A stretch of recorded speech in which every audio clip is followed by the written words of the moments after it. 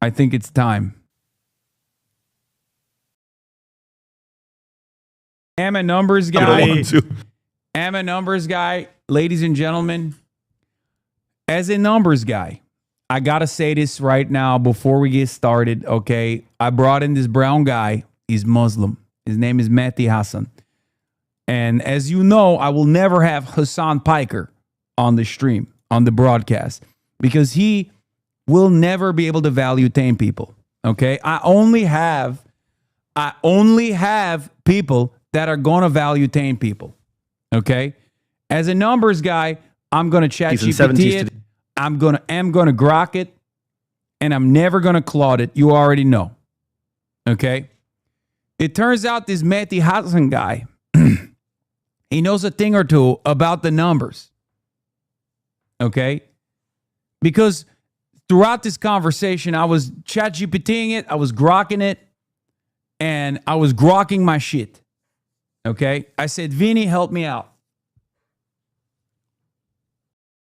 It turns out Medhi Hasan knew what the fuck he was talking about. Story. Okay. So tell me your story, your background. My background is, if the accent didn't give it away, I'm a British American. I'm a dual national, British American citizen, citizen of both great countries, born and raised in the UK. My parents, immigrants from India, moved to the UK in the 60s. What part of India? South India, Hyderabad. Okay. Best biryani in the world. Best beer? Biryani. Biryani. Yeah. That's the best beer. I'm not going to be the guy who gives you beer recommendations. Best beer. Okay, got it. So I went to Mumbai 8 years ago, and I spoke at IIT Institute. Oh yeah, it's big. Incredible experience. Incredible place. Yeah. But Hyderabad has better food. So I have to say that as a Hyderabadi. So my parents moved in the 60s and 70s to the UK. I was born in 79. I think we're similar in age. And I moved to the US 12 years ago, come February. So it's been over a decade I've been here. Became a citizen in 2020, been a journalist all my life. What do you prefer? UK or, and I know, listen, oh, this Mom's is a watching, controversial question. Just asking, Mother, I don't want to upset Mom, so friend, you don't have to answer family, it if you don't want to. They both have their brilliance. I go back to the UK all the time. I'm heading out there next week. I get to go for work and pleasure. And wow, flex on me, Maddie. At least one Hassan is allowed into the UK. Oh, look at me. Oh, I can go back to the UK willy-nilly. Oh, look at me. This is why I'm the better Hassan. I'm allowed on the Patrick Bet David broadcast, and I'm allowed inside of the boundaries of the United Kingdom. Oh, I can go anywhere. Hassan simply cannot. Look at me. Going back to the UK, but the US, I gotta say, the US has given me opportunities and open doors that even the UK I don't think could have done. Really? And I think... Wait. Okay, 447,000 views came for the comments, and they do not disappoint. This is what happens when your training ground is Vinny and Adam. Adam and Vinny watching from the back like, thank God that's not me today. This was brutal to watch. Patrick, what's your point? I bet you Patrick won't listen to the market on this debate. Adam lending Patrick his body bag. Patrick got owned. Adam is going to sleep like a baby tonight. This was almost as bad as Dave Rubin shellacking on Jubilee. You know what's really funny? I genuinely don't understand why these guys like think they can go toe-to-toe with Medhi Hasan. Okay? It just doesn't make any sense. He is literally the maximum debate lord. He is the ultimate debate lord. I have never seen him on the back foot on any debate, even including people that I agree with and favor the ideological position of as opposed to Medhi Hasan, right? There are some out there. He's just an incredible debater. I mean, he wrote an entire book about debating. He'll lose if he talks about China. No, I've actually had some private conversations with him about China too. Like, because we've tried to figure out like where our disagreements are, but he's just a fantastic debater. Sam Cedar is also a very good debater as well, but I think Mehdi's even faster than Sam is. Like, Sam has a different way of going about it. Medhi has the talking points dialed in and data points dialed in. Very clean, very sleek, very straight to the chase. In many ways, the cadence is very different than Sam Cedar's. I would say, like, obviously I'm nowhere near as good as either of these guys, but I'm probably a little bit closer to Sam's side as far as like my cadence goes, because I take like the long road and the long approach to explaining things, probably over explain things. Whereas he's just like boom, boom, boom, boom, boom. Here are the data points. I think you hear that from a lot of black and brown folks from the UK. Because I'm someone who's criticized racism, obviously, in the UK and in the US.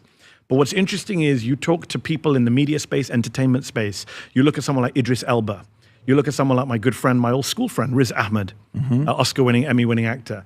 They've all talked about how when they came to the US, they got more opportunities than they got in the UK. Why do you think that is?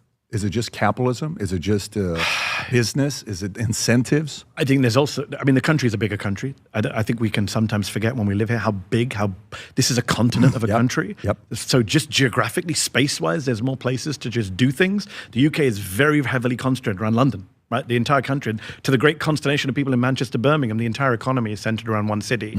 Politics is centered around Westminster in London. And I think there's also, in England, we don't have the legacy of, plantation slavery and the black struggle for civil rights in the US, but we do have a different kind of legacy of empire and that form of, history to overcome. I don't know what the right word I'm looking for, like staid, stodgy. It's just a kind of an old way of doing things. You hit a different kind of glass ceiling in the UK. I'm not giving a pass to the old kinds of racism and bigotry there still is in the US that we're still fighting with. But there is something about being a person of color and just having a little bit more ambition in the US is going to get me in huge trouble Look at with the two of people. us. I'm You take forever to screwed explain, now. bro. I know, I Okay, do. next week, if this airs before the next. Both of us are brown and winning in America, which is a good thing. Yes, from different parts of the political That's right. divide. I think That's fair to right. say. By the way, in high school, if I was in high school with you, you're 15, 16, who's Medhi Hasan? What were you doing? I was the same person I am now. I was a debate. Okay. Let's get to the good stuff. When does it start? When does it get juicy? I was an arguer. I was the guy with the big mouth. I was the guy getting thrown into the hallway. I was the guy going to detention. I know they talk about me. I know. He hits the fucking clip compy for Medhi, and there's one that he doesn't know the context of the landlords let the streets roam red in capitalist blood, and he gets flubbed apparently on that one. But answered back. I talked a lot. Teachers, students, didn't matter. I found report cards recently that my children and I sat and went through. It was really embarrassing. My daughter sat with me. We went through the report cards. Every single one is, he doesn't stop talking. He answers back. He thinks he knows everything. He won't stop asking questions. Is that a family thing or is that a youth thing? It's a family thing, for sure. Got it. Yeah, I wrote about it in the book. My father passed away last year. Sorry. Thank you. He was a very disputatious individual. Loved to debate, loved to argue, super provocative. Even in the Muslim community, the story I tell, remember in the late 80s, you'll remember this because you're of Iranian heritage, Ayatollah Khomeini gives the fatwa against Salman Rushdie for satanic verses. Yes. Muslims in the UK are furious, especially in the UK, more than By the way, he helped them sell millions of copies by doing Indeed, it. Yeah. indeed. So listen to this. So in Bradford, big Muslim city in the UK, they even burned copies of the satanic verses. Got huge issue we could talk about another time. But anyways, huge issue in the UK. My dad goes out and buys a copy of the satanic verses, reads As a Muslim? as a Muslim, and puts it on our dining room bookshelf right next to the table. So every time our friends, family come over for dinner, it's there. And people are saying to my dad, what the hell are you doing here? Why do you have satanic verses on your bookshelf? And my dad said, have you read it? And he said, no. They said, well, how do you know what to object to about it? And I think that attitude of his, which was quite provocative at the time, and even till his death, he was known as a provocative individual. I think I borrowed a lot of that. The ability to be able to ask questions, be offensive if need be provocative if need be. Don't give a shit what people think. If you need to ask the right questions, you need to say what you want to say. That very much comes from my father, from my household growing up. My sister is also a journalist. We very similar in that sense. About Was he a journalist or no? No, he wasn't, but he was very political. He was a very traditional, he was a civil engineer. My mother's a doctor. They're very classic Asian, Desi, Indian couple. But he was very political from the moment he moved to the UK. He loved British politics. Till he passed away, he was asking me questions about Trump. What's he doing? Is he going to survive? Like in 2024, all he asked me was like, why are they running Biden? Why are they running Biden? At what age? This was at 80, he passed away last year at 87. So this would have been at 86. Good for him. So he was super. Was he sharp to the very end? No, unfortunately. He wasn't sharp at the end. But even when he wasn't sharp at the end, he was still very political. Just wanted to talk about politics whenever I called him. Never had a desire to run and do anything? Just opinion? No, just loved it. There's a certain generation of Indian immigrant men who have a lot of opinions. Well, the opinion part, I agree. Like but he also read broadly, read widely. He could quote Shakespeare. who influenced him? What influenced his politics? His uncle growing up. My dad grew up as an orphan. His father died when he was 2. He was raised by his uncle mainly, who was a kind of polymath. And I think he absorbed a lot of that. So my father was someone who could quote Shakespeare, but he could also quote Allama Iqbal, the famous Urdu poet. Like he could switch between different cultures, different intellectual references. So it put a lot of pressure on me and my sister. But was he a devout liberal himself? Like, would you consider him would he today be a progressive himself or no? I think he very much would see himself as a liberal. Okay. My parents are very different. I think my mother is more conservative, more practicing. My father was more intellectually engaged with the Like religion. a literal conservative? Like conservative? So economist, if you're into that level, being a journalist, it's just, I didn't know what else to do. I did to run for office. I know Zoran well. I've met him a few times. He actually spoke at our anniversary party recently, and I had to speak after him. And I'm kind of arrogant. I think of myself as a good speaker. I got nervous that day. I have to speak after Zoran Mamdani. Wow. What the hell? What am I doing here Did speaking you after feel the Mamdani? energy that he had? He was Muhammad Ali. I'm looking straight there at Ali right there. Yep. He is the Muhammad Ali of politics right now. He is so fucking good. Son of a bitch. He is so goddamn good. And Mehdi is also very good as an orator as well. I mean, these are. With Mehdi, it makes more sense. He's had a lot more practice. Zoran is my age. The fuck am I doing? You know what I mean? Just the energy in the room, people going crazy, his every move, hanging off his every word. He's got that. If he was American born, he would be one of the top runners and riders for 2028 easily. Super capable. But here's the difference between me and Zoran Mamdani. There are many differences. The big one is he has this charming electric smile. He is he's the guy who kisses babies at events. He wins people over. I have what's called RAMF. I have resting angry Muslim face. So when I'm talking to people, when I'm listening, I look mad, right? People have told me this over the years. Producers have told me in my ear, you look angry, smile. Not in a misogynistic way, like said to women, you should smile. But people tell me, smile. Yeah. So for me, running for office, I look angry all the time. Yeah. You can't win like that. Yeah, Zoran is a remarkable schmoozer. Okay? You put him in a room, I swear to God, like, I've seen it in person as well, obviously, in private conversations as well, but like, he is so fucking good at making you feel special and rizzing you the fuck up. Okay? He is the goddamn Rizzler. So yes, the Trump situation is unique. I obviously have talked about like the background and how like, Zoran is seen as like an insurgent that, oppose the Democrats, and Trump probably sees a little bit of himself in them. But it absolutely has a lot to do with the fact that he can charm your fucking face off.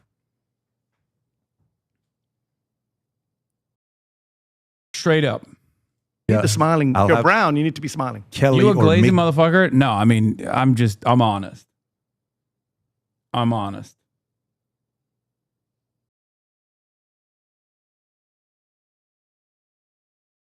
or people, family that are taking pictures.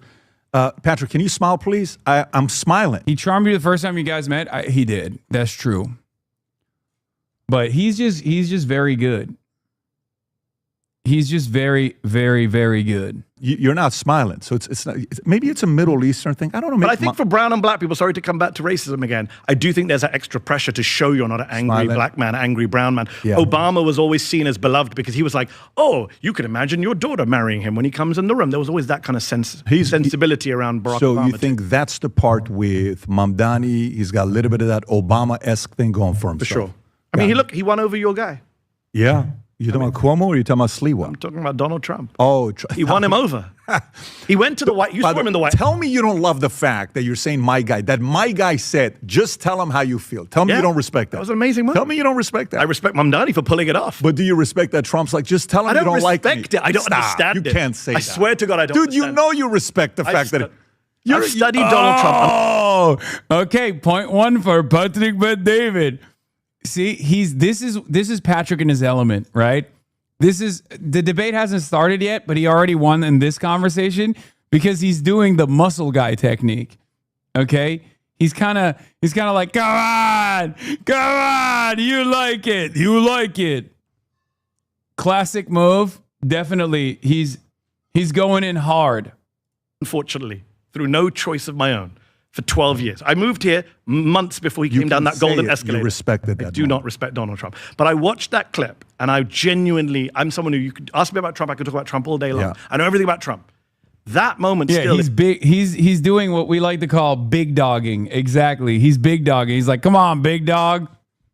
Come on.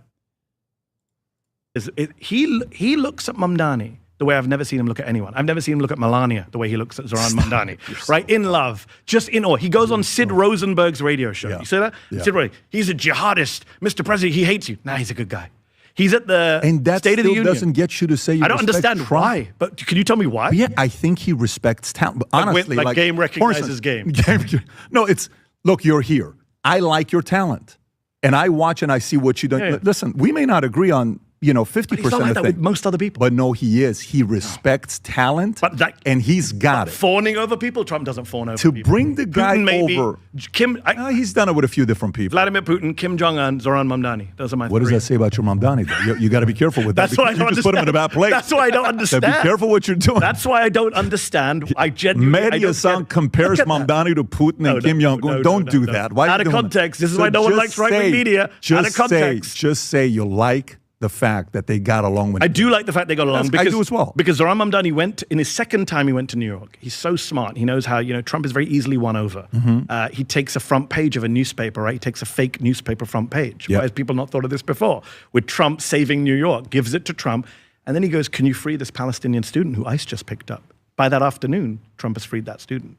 Right? That is a mayor who knows how to get results and win over Trump without giving up his own self-respect, without like fawning over him like I think Wes Moore was in one clip where they used it against him, where he was very, very friendly. Will you give any credit for the fact that by the afternoon, the most powerful man in the world gave him what he asked for? No. You won't. I'll tell you why. Can I tell you why? When is your birthday? Let me. Where's why. the July 10th, 79? You are this stubborn? Why? You've done your homework. I'll tell you why I don't respect it. Because I'm glad Zoran Mamdani did it, but what does it say about our leader, the President of the United States, the Commander-in-Chief, the self-proclaimed leader of the free world, that it's so easy to play this guy? World leaders have been doing it for years. This is the problem with him. It's so easy to manipulate him. He's so easy to be won over. And I'm glad when my guy's doing it for a good cause, but people do it for bad causes too. I'm sure we're going to talk about Israel. Benjamin Netanyahu did it to get him into a war with Iran. That's my problem. When Trump first went to Saudi Arabia after he got elected in 2017, there was a story about how when he drove from the airport to the embassy or hotel, wherever he was staying, the Saudis, this is in 2017, remember his first trip as president was to Saudi Arabia. The Saudis put up on billboards his tweets. Can you imagine that? How smart that is? That Trump is driving along and he's seeing his own quotes. Like, these people know how to play him. They know how to suck up to him. Kim Jong-un... His good quotes or his bad quotes? Like good. They're praising him, right? All right. Every foreign leader knows how you can suck up to Donald Trump. You praise him, and now in the second term, you give him money. You can now bribe the President of the United States. So do you think there's an element... you've never been in sales before, but you're a businessman now, right? Yeah, I'm selling. I have to unfortunately You're now sales. do that stuff. Yeah. And that's... Subscribe to... Dude. Okay, Patrick Bet-David waiting in a territory where he's most comfortable. He's a numbers guy. He's a businessman. Okay, I see what he's doing. He's like a fucking panther. Okay, setting a trap. Medhi doesn't know what he's arriving into. He's in the Vietnamese jungles, and he's about to step into one of those like bamboo traps, and he doesn't even know it yet. Okay, this is Patrick's environment. Okay. Join to Capitalist, which I'm Subscribe to so happy. All the cameras. ZETEO.com. By the way, respectfully, you leave mainstream. You're at MSNBC. I think you're the number one guy for them with the eyeballs you guys are getting. I don't know what Young it was. people online, for sure. Yeah, for young people online, you're number one. So, and then I don't know what the story is, what happened there. Stop wishing this was you. Okay, I am a little jealous. I'm a little jealous. Oh, God, I wish I could bro out with Patrick Bet-David so bad. I want to fucking bro out with him. If he said, I'm a numbers guy at any point, if I had an opportunity to go on a show and he told me to my face that he's a numbers guy, I would lose my mind. Okay? I don't think you guys understand. You would never see me again. I would die on the spot. I'd be like, oh my God, you said it. A lot of different stories. They were giving you another job. You chose to leave. You do independent. And then independently, You have what, $3.5 million on reoccurring revenue 12 months later. Yeah. 12 months later. That's amazing to be able to do that. And then today being a business guy, so it's great to have. And I've never run anything in my life, so I was very worried. So maybe that PPE degree you got in economics, that capitalist was inside of you, and we brought it out. So that's great. Okay. Welcome to the Club of Capitalists. It's great to have you with us. Club. I'm a socialist/capitalist. There you go. A multi-millionaire socialist, which is great. Wrong with that? Bernie's a millionaire. Nothing wrong with that. Nothing wrong with that. But let's go to the part about you brought up Trump and Bibi. So Axios brings out the story. At this point, you've seen it. So Rob, if you want to go down so I can read the whole thing, you're effing crazy. Trump fumes at Netanyahu in call on Lebanon. Go a little bit lower, Rob, so I can read the whole thing. So President Trump last night over Israel escalation in Lebanon and an expletive Latin call on Monday. Two U.S. officials and a third source briefed on the call told Axios why it matters. Early on Monday, Iran threatened to abandon negotiations with the U.S. over Israel, saying actions in Lebanon. On the call, Trump called Netanyahu. What the fuck? Wait. Bro, how did they dive in? I walked away for 1 second. What the fuck happened? He's like, oh yeah, you're a socialist millionaire. Oh, I love it. And then boom, I come back and it's like Benjamin Netanyahu and Donald Trump are actually fighting. What do you think about this? Two U.S. officials and a third source briefed on the call told Axios why it matters. Early on Monday, Iran threatened to abandon negotiations with the U.S. over Israel, saying actions in Lebanon. On the call, Trump called Netanyahu crazy and accused him of ingratitude. According to two of the sources, he also put the brakes on Israel's plan to strike Beirut. Behind the scenes, one U.S. official told Bibi that following through on his threat to bomb Lebanese capital would further isolate Israel from around the world. Two of the sources said Trump claimed he'd help keep Netanyahu at a jail. He said, if it wasn't for me, you'd be in jail right there. You're effing crazy. You'd be in prison if it weren't for me. I'm saving your ass. Everybody hates you. Everybody hates Israel because of this. Do you think this call happened? The call definitely happened. But both sides are spinning it in their own ways, and they're spinning it with the classic people. So just background on this. This is an Axios piece. The author of this piece is Barak Ravid, who is an award-winning journalist, won a coverage, co-authored by Mark Caputo, former colleague of mine at NBC News. But Barak Ravid is famous, or should I say now infamous in media circles, for being the guy who the White House always goes to leak stuff about conversations with Israel. Is this the guy that leaked it, that Bibi got up, that Biden got upset at? Yes, same. This is the same So guy. he did both. Okay, He's bipartisan. I got Whether it. you're Joe So he's Biden. a fair guy. Well, it's not about being fair. It's the point is that whoever's in the White House, they know that this is the guy who does the stories about split between Israel and America. So we've had about 2 dozen of these stories over the last 3 years. Is this the guy you trust?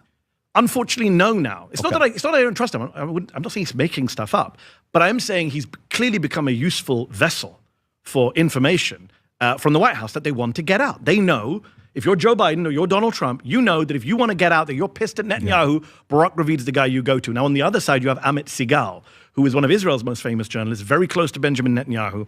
Channel 12, I think, is his network. This guy is now... Wait, hold on. Big dumps, big dumps, big dumps. Los Angeles continues to move hard in Steyer's direction with each new batch. If that trend were to continue at its current pace, he would likely win. That said, the recent rate of movement is so strong, it may not be sustainable over time. Huge drop for Rahman. Heavily favored to pass Pratt. She beat Bass on this one. Oh my God. Oh my God. Emma Numbers guy. We're going to ChatGPT it. We're going to grok it. Every single person. I have 2 goals in this, okay? A Steyer Rahman Red Mirage takeover would be beneficial for 2 reasons. One, kicking out the Republican off the top of the ballot. Incredible. Okay, fantastic. 2, every single person that said every candidate that appeared on Hassan's stream lost would have to go back and do an about face and accidentally give me way more motion than I deserve because I did not endorse them. Emma Numbers guy, we're ChatGPTing it and we're grokking it. We're grokking so hard. And just like that, all of a sudden, Javier Becerra is now in first place. Okay? Things are changing. Emma Numbers guy, things are changing pretty hard.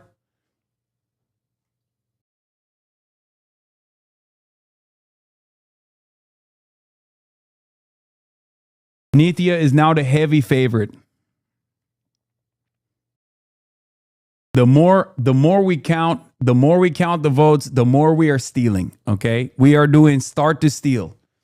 We are doing start to steal. The Patrick Bet David quote makes me stim so hard. Me too. Toby Durden and I'm a numbers guy.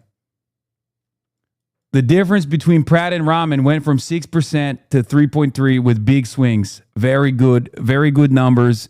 We are ChatGPTing it. We are grokking it. We are looking at the numbers. Shirtless workout stream with Reglis Ben in Mexico when?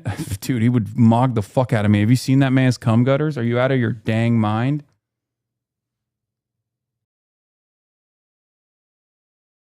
I see a check on Javier. How do they determine that since the counts are not all in? And there's one on Karen Bass as well because they're weighing it. They're adjusting it and weighing the likelihood of the percentages that will hold towards the end of the count. It's the statistical likelihood that they are definitely going to make it. That's why this is a projection, right? They'll say this is the projected winner. The winners are never official. Like what you see on television at the night of the election is never actually the official winner. It's always the projected winner. Many people don't even pay attention to that. And the way that they calculate that is by past performance.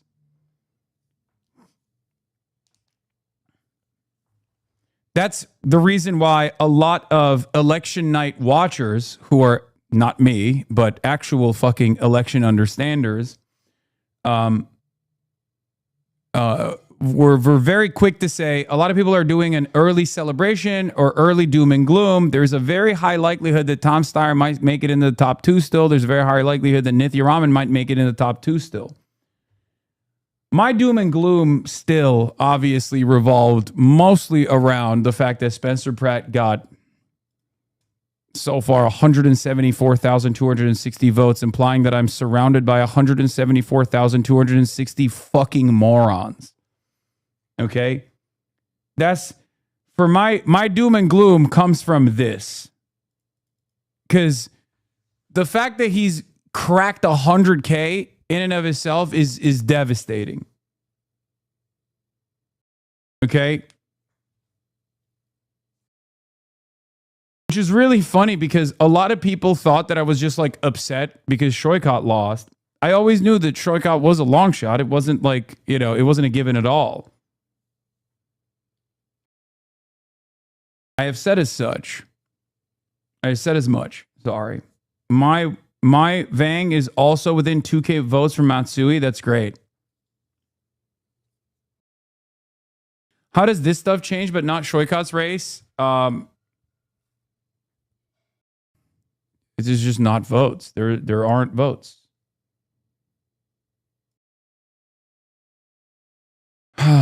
Whenever an election doesn't go their way, these people cry fraud and convince their audience that the results are illegitimate. If your goal were to design a political movement that would drive people insane and undermine the American political system, it would end up looking a lot like the modern right.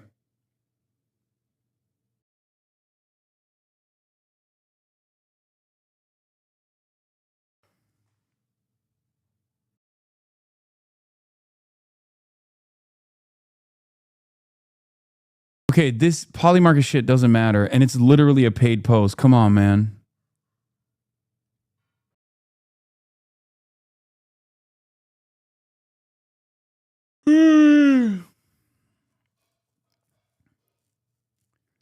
I've been keeping an eye on Shoykot, and it's been 2 to Connie for every Shoykot, sadly. Would be a crazy wave for it.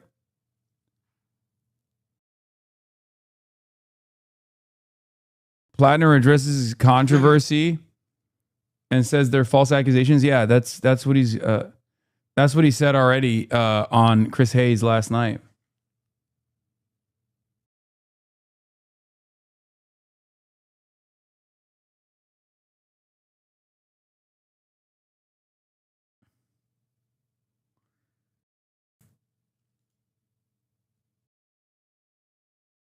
This drop was about as good as Steyer could have hoped for, but he cannot have LA sitting at plus 19 next week and win. He's not gaining enough outside of major urban counties, so he needs LA and similar areas to keep moving even further in his direction. Los Angeles continues to move hard in Steyer's direction with each new batch. If that trend were to continue at its current pace, he would likely win. That said, the recent rate of movement is so strong it may not be sustainable over time. If he loses by 0.5%, yeah, at that point, I'm not going to say anything. But at that point, I think we all know who's at fault.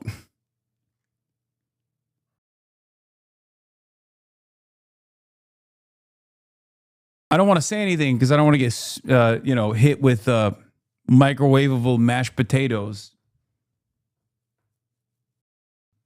And no, it's certainly not Toby Durden, okay?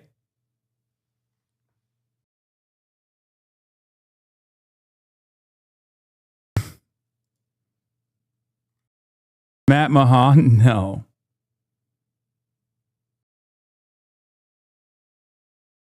I thought you were going to say you because you didn't endorse law. No, fuck no. No.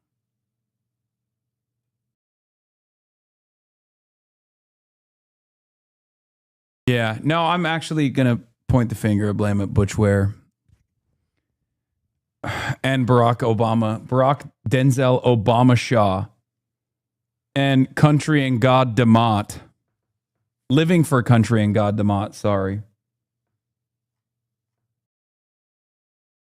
Yeah, they fucked up. I can't believe there was 61 candidates, man. What a fucking stupid, what an unbelievably stupid process we have. What the fuck?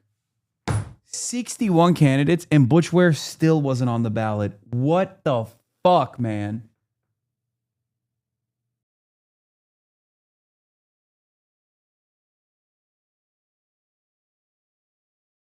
Reporting today, the day we're talking, that actually the Israeli side is saying, no, Trump never swore at Netanyahu, never mentioned jail or prison, and they disagreed about how to handle Hezbollah in Lebanon. So the question then becomes, for those of us who were not in the room, who do you believe?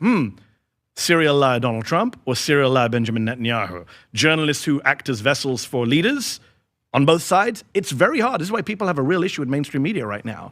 Because what do you do in a situation like this where both sides are spinning furiously? And I can believe either version. I can believe that Trump told him you're fucking crazy. We wouldn't put that past Donald Trump. I can also believe that they lied to make Trump sound stronger than he is and that Netanyahu's telling the truth. I don't know. Okay, so how do they typically get the credibility? Because anybody can say this was said. So can you go back to the article when it says two sources were there? What is the...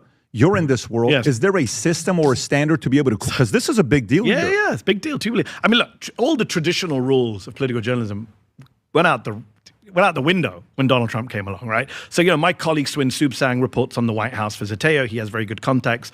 And, he tells me some of the crazy stories he gets from behind the scenes in terms of people trying to screw each other over, right? In the Trump administration, there's a very unique dynamic. And, he's referred to it as a Reservoir Dogs dynamic. It's been referred to where everyone's got a gun to each other's head at the same time, right? So they're all trying to screw each other over. So that's another issue is, are two of the sources people who are allied with each other? Are they from different wings of the White House? Pat, with this Iran war, there are different elements in this administration. Some people want the war done, finished. Some people want it to keep going. So there's different pressures on This Trump. is not 100%, 80% story. This is So there's different people leaking for different agendas to try and end a war or escalate a war. Give me how this makes Trump look good. How does it make it look bad? Who's winning with the story? Who's not? So optics, purely optics. Trump, you know the MAGA base better than me. Many of them are your viewers. Many people in the MAGA base, not as many as people suggest. My good friend Cenk Uygur, I know you had on the show, he thinks there's a big split in MAGA. I'm less of that view. I look at the polls, 80% of MAGA still loves Trump, 70% love this war. But there is... Why are they Googling? This show is so funny, dog. They're just Googling Amit Segal and then Cenk Uygur. A growing minority who don't like what's going on with the foreign wars, with the betrayal of anti-war promises. And a lot of them see Donald Trump as being, I can't come up with a better phrase than Netanyahu's bitch. And this would help Donald Trump say, look, I'm telling Benjamin Netanyahu, fuck you, you're fucking crazy, I saved you from prison. I'm the dominant partner in this relationship. And by the way, this is not just a Trump issue. Every American president who's dealt with Netanyahu has come out getting screwed over. Joe Biden got completely screwed over. He gave his entire presidency to save Netanyahu. Look at him today, destroyed. Bill Clinton in the 90s came out of a conversation with Netanyahu. You know what he said to his team? He said, who's the fucking superpower here? He was so pissed that he got talked down to by Benjamin Netanyahu. So American presidents have been dealing with Bibi for many years, and they've always tried to assert their dominance, and many of them have failed to do so. So I think for Donald Trump, it's good if people believe it. The problem is, those of us who know the Axios reporting on this, we're very, very skeptical. So let me I've ask seen you this film this. before. If you're Trump's advisor, which you're not, but let's just say if you were Trump's advisor, and Trump hears you, and he says, screw this guy. That call did happen. That's exactly what I told him. What does he need to do publicly for even a guy like you to say, shit, this happened? That's a great question, because Donald Trump's word means nothing to me. I've been documenting his lies for many years. No one's told more lies than Donald Trump in the public sphere. So actions matter more than words. Same issue with Biden. His people would leak, Biden's very upset with Netanyahu. Okay, but what the fuck are you doing about it? Right? Many of us frustrated with the genocide would say. Same question now. What are you going to do about it? Donald Trump has given Netanyahu everything he wanted, right? Even if this conversation is true, he's saying, I saved you from prison, in the sense that he demanded the Israeli president. Did he? Don't you think he did, though? In many ways he did, because every time this war continues, Netanyahu avoids trial, right? Every time there's escalation in the war, he doesn't have to go back to court. That's right. And Trump has publicly called on Herzog, the president, to pardon him, which he hasn't done yet, but I'm sure he's feeling the pressure from Trump publicly calling him out. So he has helped Netanyahu. But worse than that, you look at what's happening in Gaza, he's given Netanyahu everything he wanted. And this really bothers me, because in 2024, I spend a lot of time pointing out to people on my side, leftists, Muslims, Arab Americans, people in Dearborn, Michigan, who welcome Trump. And I said to them, you're going to get screwed over by this guy. No. He's more anti-war than Kamala and Joe. This is what I was told by Arab Americans who voted for Trump. He will be the anti-war president. Stephen Miller said he won't send our boys to die. Trump said, remember what he said? He goes, Liz Cheney will go to war with Kamala and kill Muslims. I won't. Sorry, they all believe that shit. Then he bombed, 6 countries last year, 7 countries last year. Now he's in a war with... This is 956,000 likes on TikTok. Are we here? Is it happening? Or is TikTok aware of Asmongold? Sorry, that's crazy. I got to see 11,000 comments. Is Kratos not a 40-year-old middle-aged father? What's his point? He's just upset that Kratos had an age-appropriate relationship. This game is going to be amazing. Talking but this is him. Who actually watches this chud? I'm actually crying. Kratos is a middle-aged dad, bruh. You people have respect for Kratos, but not his wife? How sad. This game looks amazing, and I personally can't wait to play it.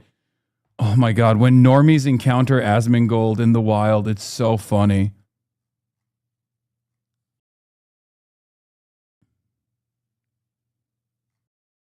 Jesus Christ, the anti-roach brigade on fucking TikTok. They hate his ass. Oh, I forget that we are in a very dark and very seedy corner of the fucking internet where, like, we're surrounded by chuds. We are literally in a sea of chuds. Like, everywhere we look, there are chuds all around us. And because the space that we occupy are fucking Twitter and Nope, that's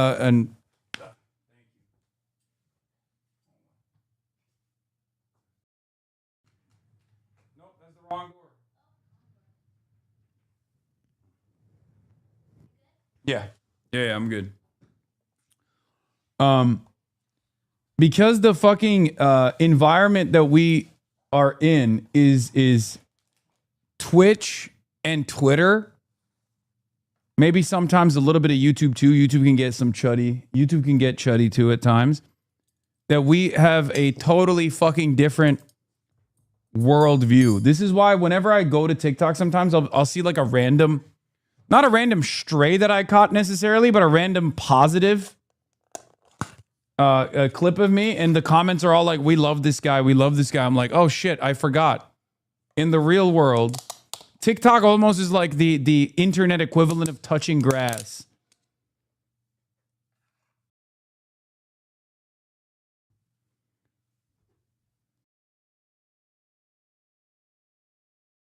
Iran. In Gaza, he had this ceasefire at the beginning that people were very happy about. But since then, he's allowed Netanyahu to do whatever he wants. And earlier this week, Netanyahu went on camera and he said, we now control 60% of Gaza and I'm going to take 70% of Gaza. Even Biden, Harris, Blinken, none of them said that would be possible. Trump has basically given Netanyahu carte blanche to do whatever he wants in the Gaza Strip. So when your answer to your question is, what does he have to do to prove he's holding... A guy like you. He has to hold... It's impossible to win a guy like you. I will give credit. I'll say it now. On if camera. what? If he manages to get Netanyahu out of Lebanon and out of Gaza, which he won't. But that's what I would want to see. because that's what's happened on his watch. On his watch, Netanyahu's taken more territory in both those places. Right. Prove to me that you actually care about Middle East peace. Prove to me that you have control over Netanyahu and American weapons, and get him to pull out. Because right now, Greater Israel is happening in front of our eyes. Netanyahu's doing the project that far-right Israelis have always wanted. He's taking Lebanon, southern Lebanon. Saying Egypt, he's taking Turkey, Gaza. all this stuff. Who knows what's That's coming what next? you're thinking? Well, if you embolden the guy, what is the lesson of the last 3 years? There's impunity. You can do whatever the F you want, and America will never stop you. Okay, do me a favor. Differentiate between what Bibi's vision is and what Israel's vision is. What do you mean by that? Okay, so for instance, you could have there's a difference between what America's vision is. Yes. Be the greatest country in the world versus what AOC's vision would be if she became president versus Trump, right? So what do you think is... Which is the worst country in the world, obviously. AOC, if she's president, she wants America to be number 200. Maybe AOC would be inventing countries to make sure America lasts. Trump, number 1. AOC, maybe like number 60 at first.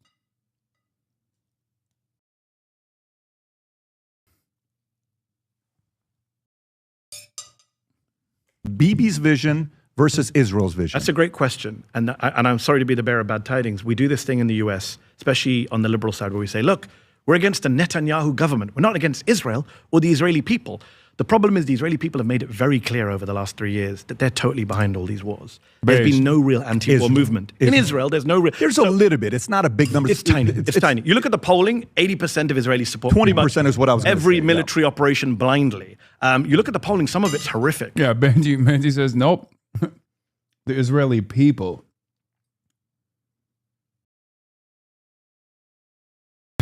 He said it's not the Israeli ruling class, it's the Israeli people that are at fault.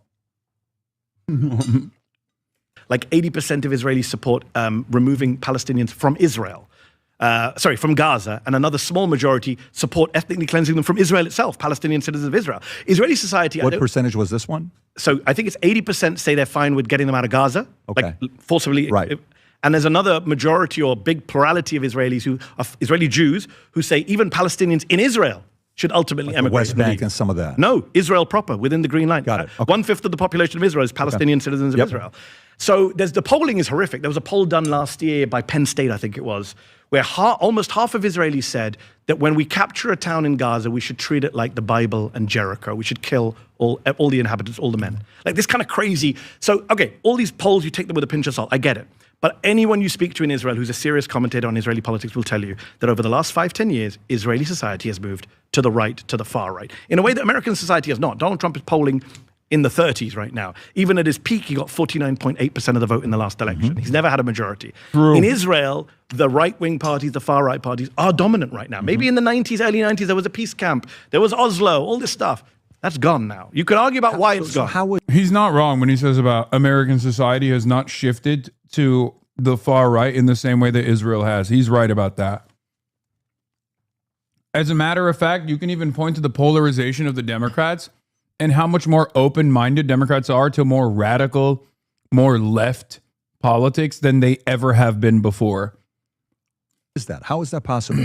How is it that in Israel, the guy is being that aggressive and his support is getting higher? I don't think his personal support is going. We'll see what happens in these elections. Because you just said 80%. I mean, the war, right? This is what I'm saying. This is why I'm saying don't focus on Netanyahu. It's a very good cop-out. Even Bernie Sanders, who I'm a big fan of, he often says, Netanyahu, Netanyahu, Netanyahu. A lot of Palestinians say, Bernie, it's not Netanyahu, it's Israel. It's the Israeli political establishment. So if you swap out, I'll give you one example. If you swap out Netanyahu tomorrow with Naftali Bennett, who's an opposition leader, former prime minister, I interviewed him once. Naftali Bennett is also on the right, also likes war, has threatened Turkey, has threatened Lebanon. You've got another opposition leader, Avigdor Lieberman, former defense minister. You know what he said this week? He said, flatten the suburbs of Beirut. We should be going in and don't listen to Trump. So the opposition in Israel are equally hawkish, right-wing. So this idea that it's all about Netanyahu, it's a myth, I'm sorry to say. Okay, so you're saying the two are the same, is what you're saying. On issues of war and peace, yes.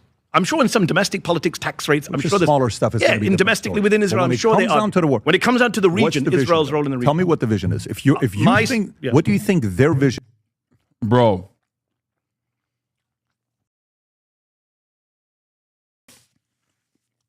I think Israeli domestic politics is even funnier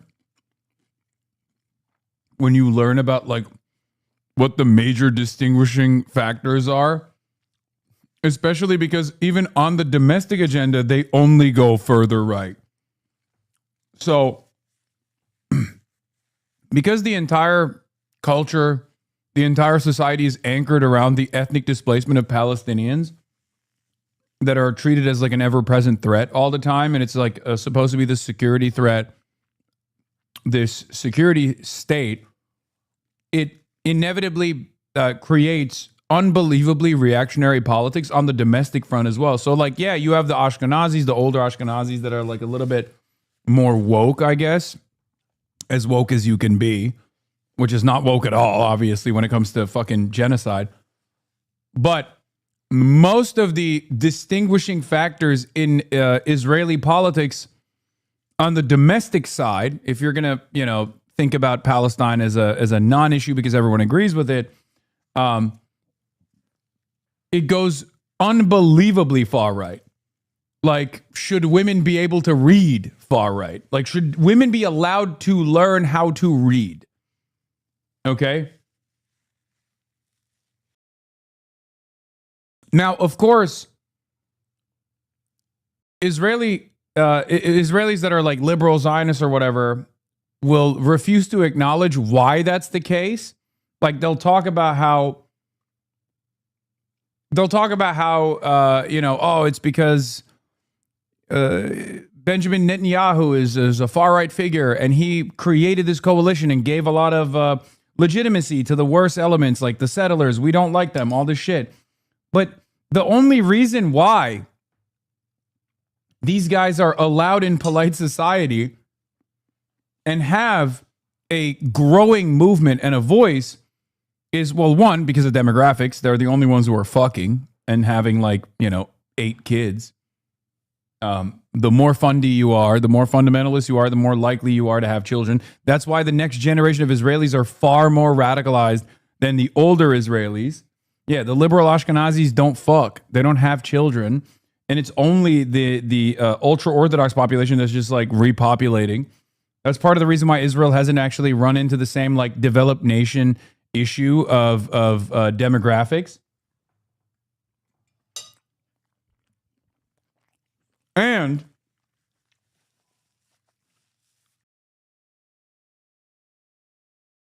because of their lack of interest in addressing the whole society being anchored around far-right militarism against and ethnic cleansing and justifying ethnic cleansing against the Palestinians, of course, the guys that are more radical are also going to be radical on other shit too. What do you think Israel's vision is? There's a best case scenario and there's a worst case scenario. Okay.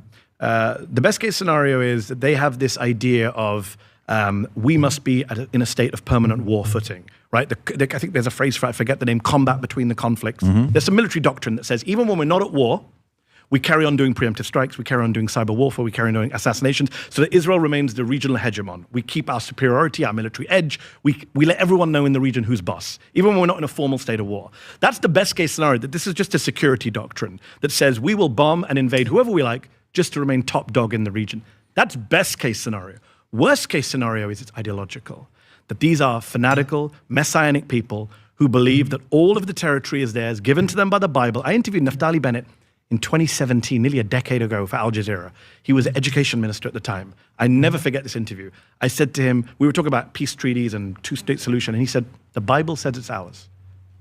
I'd never heard someone say it that bluntly to my face. I can't imagine Ilhan Omar going on TV and saying, the Quran says this, right? This guy's openly saying, the Bible says the land is ours. Where do you go with that? There's no debate after that, right? That's just a kind of religious, ethnic nationalist, messianic vision. So Benjamin Netanyahu, even though he's not a religious man, has signed off on a greater Israel. He was asked about whether he believes in it. He said, absolutely. The opposition leader, Yair Lapid, who's a kind of centrist, supposedly a liberal, he was asked after the Mike Huckabee, Tucker Carlson interview. Mm-hmm. He said, do you agree with Mike Huckabee that all of the territories from the Bible, it's all yours? He said, yeah, our borders are biblical. This is what the opposition leader said. Forget the right-wingers Smotrich and Ben-Gvir. What do you think is the likelihood their vision becomes a reality? Right now, more likely than not, because the United States of America has allowed Israel to get away with a genocide. How long? I mean, long term, long term, no. Long term, it's perpetual war for perpetual peace. And by the way, deep down inside, do you really think Trump wants this war to continue? No. Trump doesn't like long wars. He No. likes short wars. He That's wants- why he's been humiliated by Iran, because he thought this would be over in a few days. By the way, nobody thought Iran was going to be able to, like, not nobody. A lot of people on his camp, when they sat there and talked about it, it is a very fair argument to say that. No. No, let me make my point on what I'm saying. It is a very fair argument to say that unlike Venezuela, Yeah. which we This is such bullshit. Of course, everybody knew this would happen. There's a reason why no previous administration has ever done it. Literally, everyone knew that this would happen. I am not a numbers guy, as you guys know. And even I knew. Why did I know? Because the motherfucking generals, specifically Dan Kane, came out and leaked to the media that this was a spectacular failure if implemented. And he only did that after he couldn't convince Donald Trump. So literally everyone knew that this was going to happen. His analysts knew that this is what would happen, down to expending their standoff munitions that they have developed for their peer and near peer adversaries that they've stockpiled for Russia and China. As a matter of fact, the only aspect that they didn't know, they knew that they would, close off the Strait of Hormuz. That was always an imminent threat. Collapsing the global energy markets. That was always an imminent threat. The only thing that actually surprised even the American analysts was how effective the Mosaic defense structure would be at pummeling American targets. They didn't know how much intel Iran already had. That was one of the major, that was one of the new things that we found out after this, right? We always knew that they had the capacity to close the Strait of Hormuz with relative ease. We always knew that they had a capability to withstand tremendous American attacks because of the missile production facilities that they have underground. The stockpiles are underground, but no one, I don't think, knew exactly how accurate their strikes would be. The Iranian strikes would be. But everyone understood that this would be a very difficult task. We didn't know two things. One, how effective they would be at destroying American targets. And two, how effective they would be at propaganda with Lego videos. Nobody knew how good the Lego videos would hit.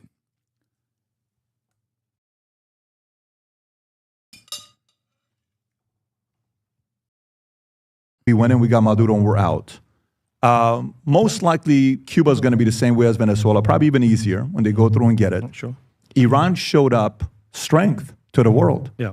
And you got to give them credit, no matter what anybody says, conservative or on the left. You can give them credit militarily, obviously not politically, but Trump, I don't think we can defend him with nobody knew this. But he did this line recently. Nobody knew they were going to hit the Gulf states. We all knew they were going to hit the Gulf states. They've been saying this That for years. Iran was going to hit the Gulf states. Iran was going to hit the Gulf states. Do you think that's that- been their doctrine for years. Do you think that unified the Gulf states even more? No. I think we've wrecked our long-term relationship with the Gulf Tell- states. tell me why. I think in private, all of these Gulf states will, in public, they'll say what they've got to say, but in private, they know the U.S. security umbrella does not extend to them So anymore. do you- They know that even if they give Donald Trump a $400 million plane, even if they put $500 million in his crypto business, Israel will always take precedence over them. Do you think the Gulf states prefer Iran to be led by IRGC, or the story we saw recently with Pezeshkian, who's a moderate, stepping down because it's like everything's being run by.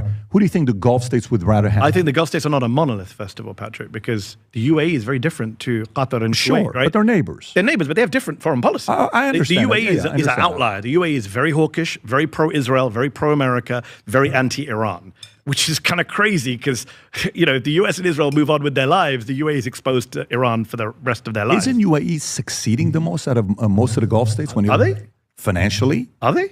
They're So many not- businesses have cleared out. Tourism has No, fallen. if you- It's a huge industry based on tourism. For the time. You think people are going to go back? I think my thing is, I think so. I think that their image has been. Brother, what are you saying? Bro, this is a brief glance into Patrick Bet-David's mind, okay? He just knows Instagram. He's a numbers guy. He knows Instagram. All of his buddies are going to Dubai constantly, so he's like, UAE's doing really good. That's incredible. Why are none of your buddies that are normally in Dubai currently in Dubai? That's so funny. He's like, I don't get it. They're popping on Instagram. Permanently destroyed. I don't think you could put it back in the bottle. They had this image, especially to kind of white Westerners, as this business, tourist, even residential utopia. You go there, there's no crime, you chill out, everything's cheaper, et cetera, et cetera. I think that's gone now. Once Iran has done this, I think they've destroyed that image. Now, if you're Amazon or you're whatever it is, Chase Bank, you're going to go back into Dubai, Abu Dhabi, knowing that Iran can then do this again at any time they want.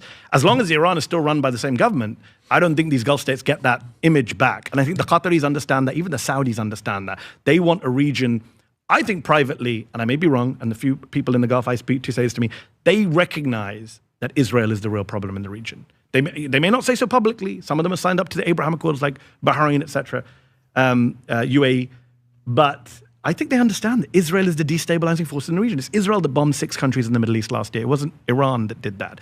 It's Israel that went to war now and brought the United States into this conflict and led to Iran bombing Kuwait and Qatar and Saudi Arabia and the UAE. And I think that is the situation we're in. I think you're going to see these Gulf states, if they're smart, making overtures to the Chinese and to the Russians in future years. They have to kind of diversify who they rely on. You know. Say it, Medhi. Most of days, Turkey. Messed up that he won't say it. See, he won't say it. He's afraid of the Turk. Maybe it's me being a Syrian. Maybe it's me being Armenian. Maybe the fact that I lived in Iran could be the reason for this. But nobody, sells Israel as this incredibly powerful organization and brains than those who hate Israel. All they talk about is how powerful Israel is. I don't think there's anybody that's the Don King promoting how smart, intellectual, brilliant Israel is than those. That's cap. Israel is the king of lying about their capabilities. Are you kidding me? I know the argument he's trying to present here was just like, oh, Israel's small being nation. Israel's enemies actually end up fucking up and making Israel look good. That's bullshit. Israel literally constantly lies. Israel lied to Donald Trump. Israel lied to Donald Trump about how easy of a campaign this would be and how much intelligence they had. Remember, oh my God. Remember when they killed Ayatollah Ali Khamenei? And every fucking mainstream news reporter was like, this was a brilliant act of espionage. And it was like, dude, you killed an 88-year-old guy in his house. What do you mean this was a brilliant act of statecraft and espionage? And he was in his house alongside his family. You did not identify where he was. He wasn't in a unique position. He was in his house.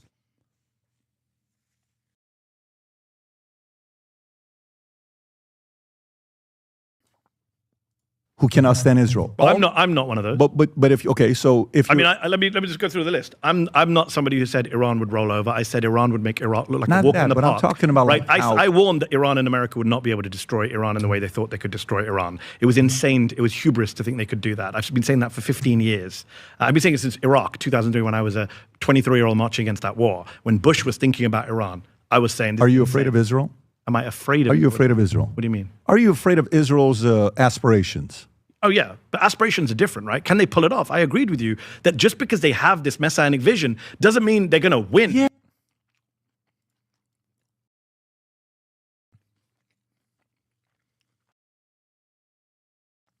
Did you just say they located the house?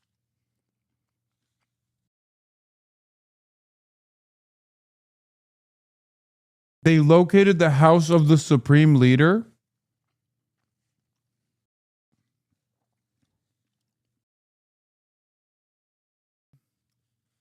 Do you think he had a tactical secret house?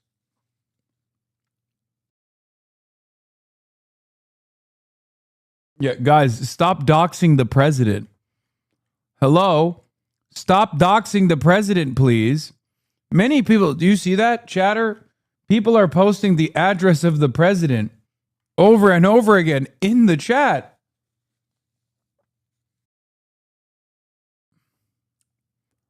That's messed up. Yeah. I mean, I agree to with me, that. it's like, okay, No, like they didn't win in Gaza. bro, Patrick, I said in 2023, I Yeah. said this whole plan, when people were like yourself and others were saying Yeah. Israel has a right to self-defense, destroy Hamas, I said you can't. There is no military solution to your problem. yeah. So you know what it is for me.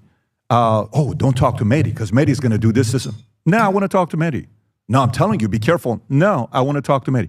Oh, don't talk to Bibi because I want to talk to him. I wish you had an hour and a half to talk. No, don't talk to Nick. No, don't talk to this guy. I want to talk to him. I don't sit there and see that, my God, everything, they're so powerful. They're going to control America. They do this, they do that. What the fuck does this have to do with people warning you not to talk to Medhi Hasan? Also, now I'm wondering who's been telling him don't talk to Hassan Piker? I mean, you kind of giving them too much credit. I mean, you're mixing different things together, though. One thing is militarily, can they win on battlefields? No, not always.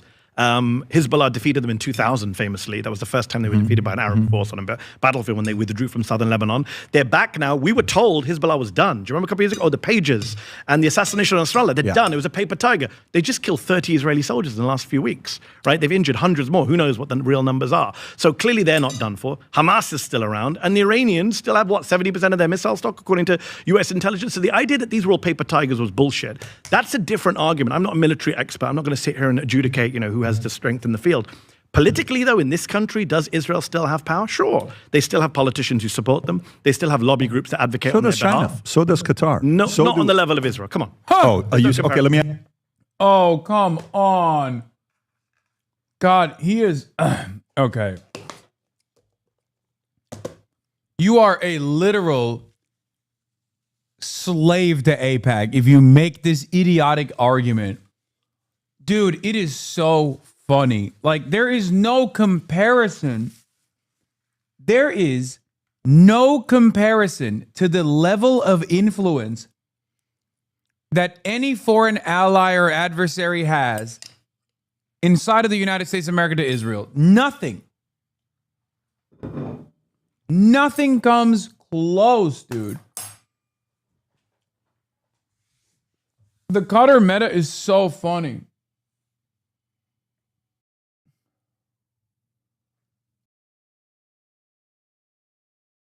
Ask you a question. Let me ask you a question. If you had $5 billion Yeah. to win over influence in people in America politically and inject your way of thinking, Yeah. would you put that money to buy over congressmen and senators, or would you put that money into winning over kids? Where would you put your money? Both. No. Either or. Okay, then do diversify. Diversify. Seriously, use it as a mutual fund. You got $5 billion. How much you put in one? How much you put in the other one? Honestly. I don't know. I haven't thought about it. But I want you to think about it. 50-50. I think they're both important. You think you talk about 50-50? when you say young people, you mean like TikTok? You mean like Universities, controlling no, I'm social talking about media? universities, Oh, TikTok, universities. social, give money to universities, give money to places to get the kids' influence. I mean, I'm sure Mehdi has already picked up on what PBD's trying to do here. He's going to say the amount of money that Qatar spends on university is far larger than Israel. That's what he's going to say. That he thinks he's setting up a trap. Okay? Which is, again, fucking insane because, like, the opaque funding structure that exists for pro-Israel institutions and pro-Israel groups in the United States of America go far beyond the influence of just like directly funding university initiatives. Okay? Like every Hillel on a campus is objectively and openly pro-Israel. It's just true. That's not a part of the funding mechanism. You know what I mean? There are ideologically Zionist college professors that are, defending Israel unconditionally. There are Jewish advocacy organizations that almost entirely involve themselves with pro-Israel advocacy. There is no comparison that you can make between Israel and Qatar. And of course, this is just on the influence peddling side of things. You can also look at the impact of this lobby, right? The impact of the pervasive influence peddling operation. Yeah, there's alumni funding too. Obviously, it's just, there's no comparison. When people hyper-focus on AIPAC, they actually don't tell the entire story at all. That's not even the tip of the iceberg, honestly.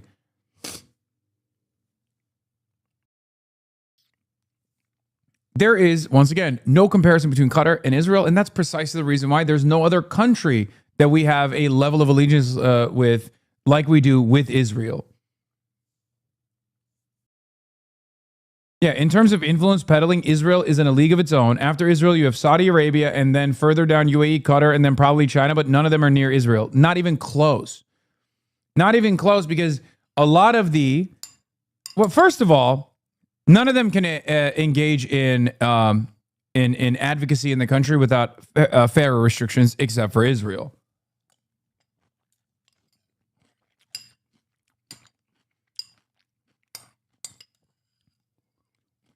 Try to play that fucking, oh, well, I'm an American Muslim, and that's why I believe it's appropriate to get my notes from Saudi Arabia when I do advocacy for Saudi Arabia.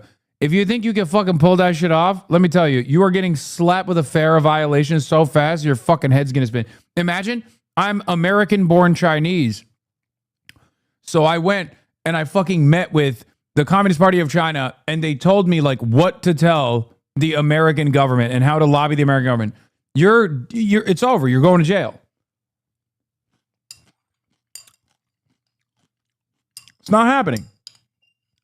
Whereas there's one group of people that can do this. Americans, not just Jews, Christians as well, can go and fund an Israel lobby that goes to Israel and literally talks to the Israeli government and is in constant coordination with the Israeli government.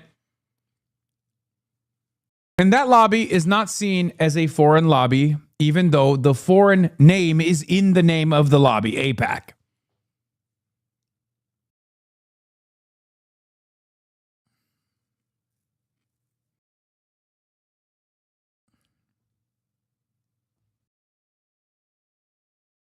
I've seen a new talking point going around that you actually live in Qatar and have investment properties in California with Jank and use that money to fund our enemies. People live in delusion, dude. I'm sorry. Damn it. They figured out our operation. This is unreal. The new school student senate voted to cut ties with the campus Hillel group because it literally sponsors students to materially participate in the bombing of Gaza. And so the new school admin is investigating the student senators.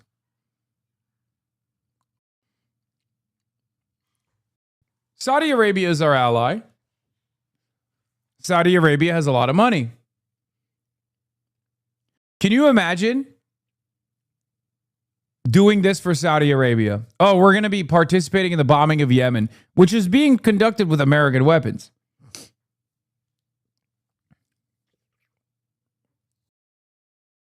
It's ridiculous. Where would you put the money? But let me take your example, take it a step further. Okay, let's say I put it all in students. I win over young people. That's already happened. Have you seen the polling? The young people hate Israel. I know. But does it translate into policy? No, because the Congress...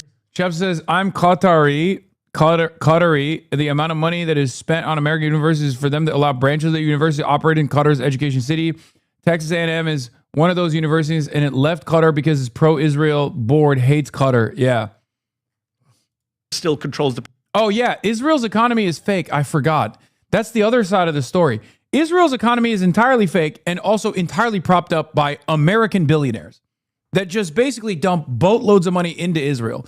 There are a couple industries in Israel that are actually viable, that are, growing. Obviously, pharmaceuticals is one of them.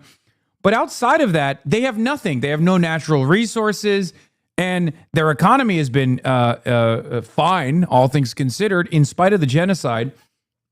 And there's a reason for that. That's because it is literally like a parasitic tick on the side of the American economy. And the American economy, oh yes, the Russians too. Before I forget, you're absolutely right. Russians use Israel as a as a launching pad into the European markets and the international markets, but also it's literally like a skin tag that just sucks all the whatever it can from the American economy.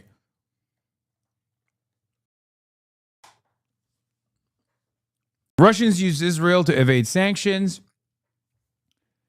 Americans have an incredible amount of loyalty to the nation state of Israel, and they will literally just dump boatloads of money.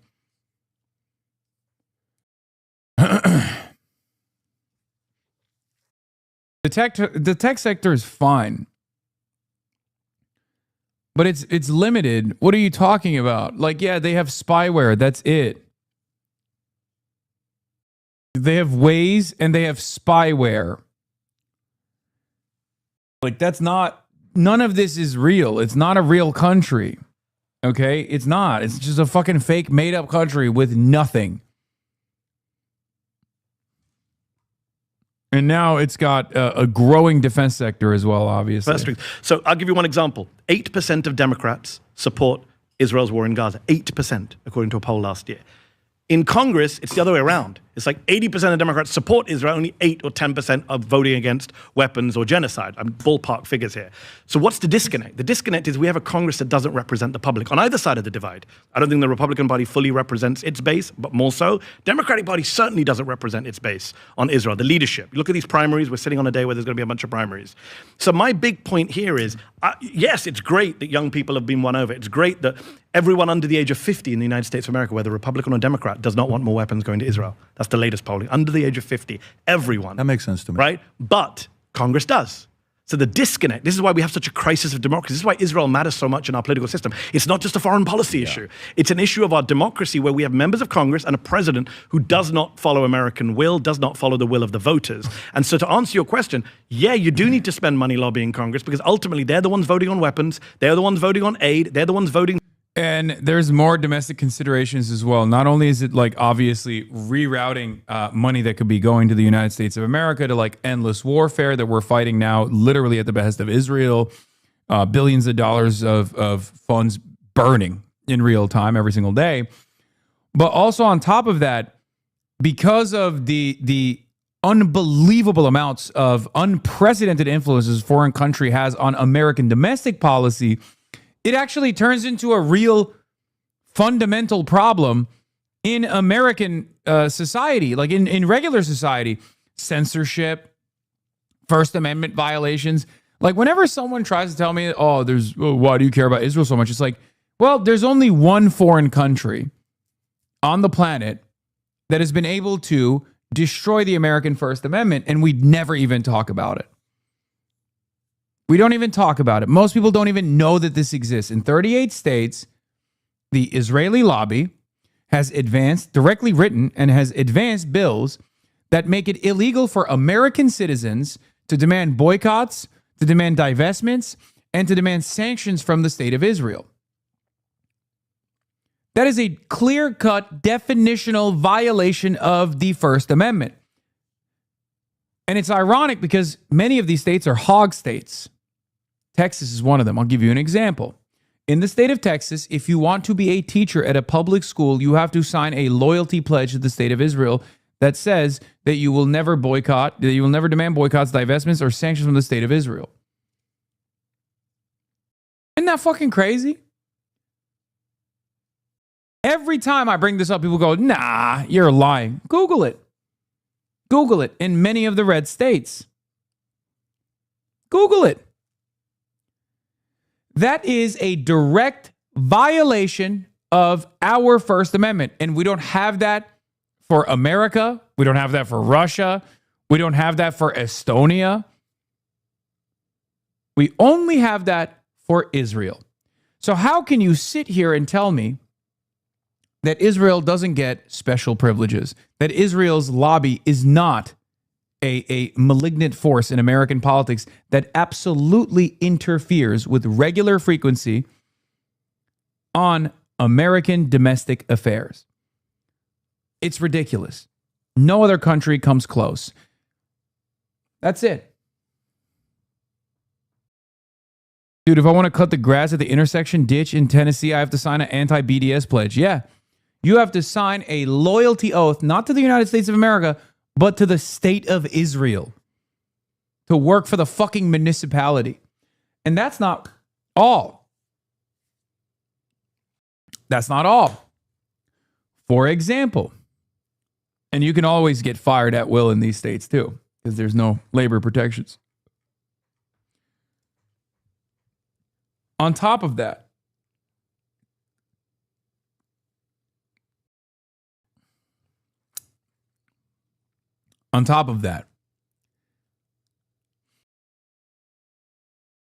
what else was I going to say? There's one more thing that I was going to mention that always fucks people up. I talked about BDS. Oh, there are also numerous at the local level. There are numerous initiatives against protesting Israel, right? They're obviously hidden under hate crime statutes where they claim to be combating anti-Semitism, like the bill that Scott Wiener unironically wrote, championed, and advanced in the state of California. Nothing comes close to this level of direct involvement. Israel, on top of that, also subverts the democratic process. This is precisely the reason why they hate AIPAC Tracker, they hate DropSite, and they called them out by name. Because AIPAC doesn't ever run ads about how much a candidate loves Israel. AIPAC knows how toxic of a brand Israel is, or how little people give a shit about Israel in American elections, right? Or at least for the past couple of years, they knew that nobody really gave a shit about Israel before October 7. So they run ads for candidates that are pro-Israel, and they run ads against candidates that are even like a little bit critical of the nation state of Israel, and the ads never feature Israel at all. No other advocacy organization does this. None. None of the other lobbies do this. Just AIPAC.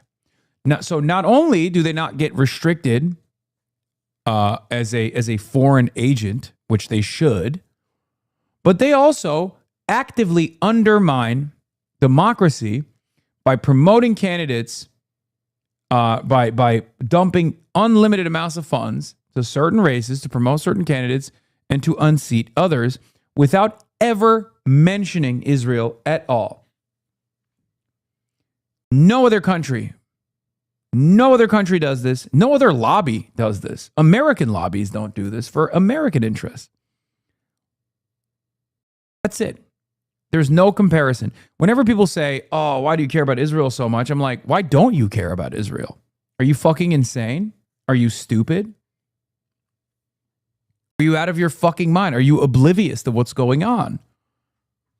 What other foreign country is at the precipice of so much enmity that they are about to create a real political problem as far as their unlimited funds that they receive, that they are now advancing a measure in Congress to literally merge the foreign military of Israel and the American military? Do we have one with other countries? You say England, not true. Not true. Israel is the only country that gets the latest technology, latest great technology. No other country gets to have it.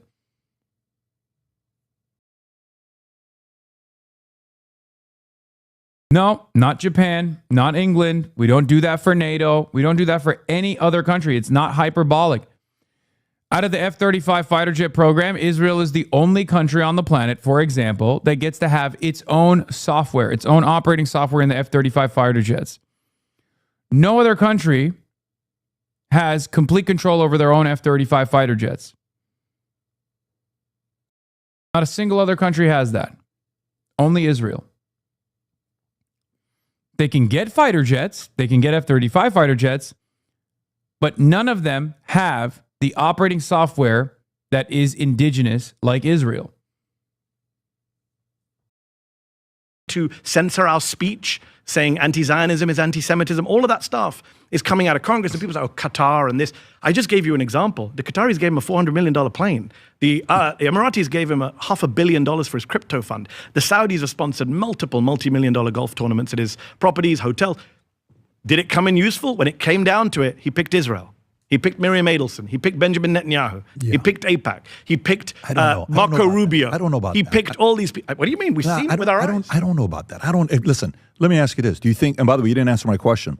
So I want to stay on the money part, and then I'm going to go to the next question. I did answer. I said, I could spend it all on the kids. It doesn't matter. No, but so because ultimately, Congress is still more important. So you would put all the money in Congress and No, both. I said split. You would do 50-50. 50-50. Win over the people, and then win over the people who represent the people. So where does Qatar put their money? They put $6.5 billion in universities. Where does China put their money? $5.5 billion in universities. What type of influence do you think they got long term? You think long term? Like you think China thinks short term? You think Qatar thinks short term? You think they're trying to buy influence long term when they get in front of the kids? You think? Do you have evidence? It's a serious question. The dollar? No, I mean, no. I'm talking about. Do you have evidence that? Well, first of all, what Chinese investment has gone into university? You want to pull it up, Rob? I mean, this. You know. I know that. I know the Qataris are sponsored. I've been to Georgetown, Qatar. They spent a lot of money on U.S. universities. But it's great. I'm asking about what's China's sponsored university? Oh, China's given donations.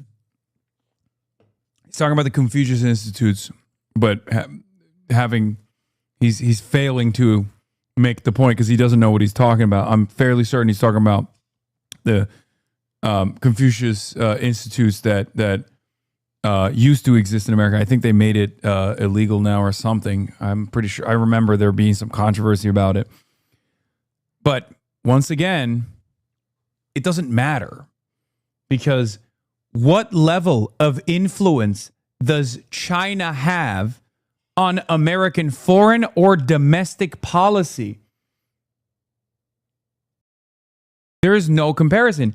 Israel also has the highest number of companies in the American stock market. Far larger number, I believe, than even countries that are far larger than Israel, like India.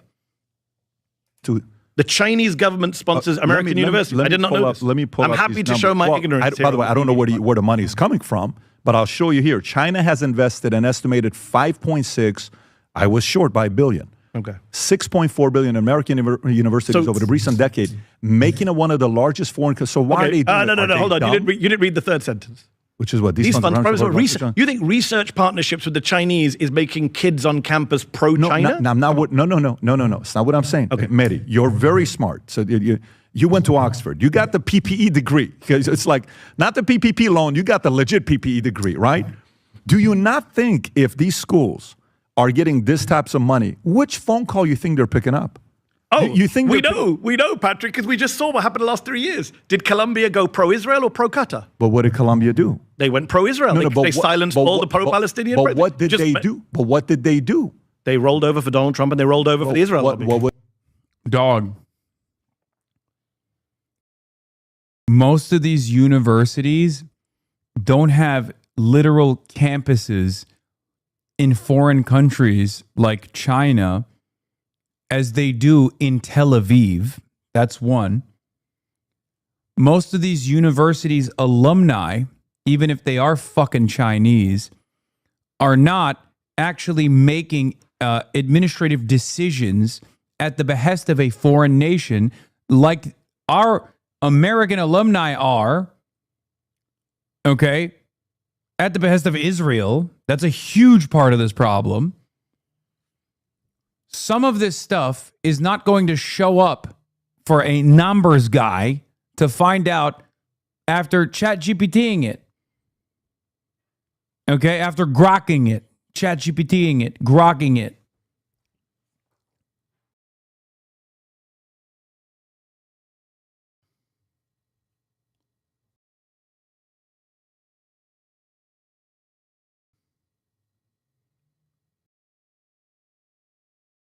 the event that happened that got them to get there?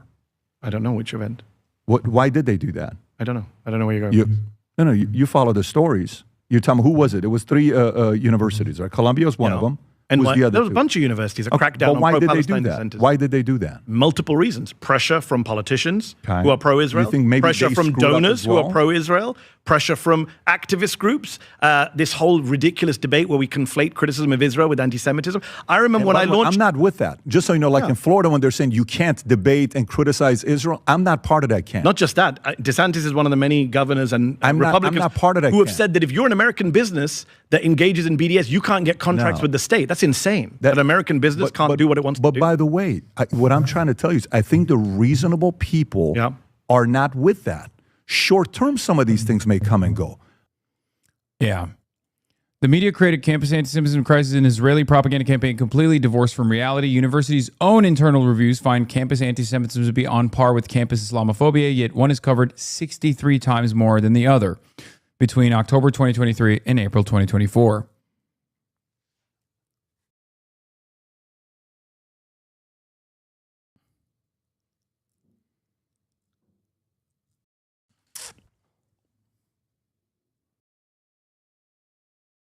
Yeah. A Chicago professor was just suspended after assignment mentions Palestinians. Okay. We call it the P word. Chicago professor suspended after assignment mentions Palestinians. School of the Art Institute Chicago professor put under investigation after student complaint about a case study. Professor in the U.S. was just suspended for mentioning Palestinians just days after Hassan Piker was barred from the U.K. for condemning a genocide. Your rights are being stripped away in service of Israel's impunity.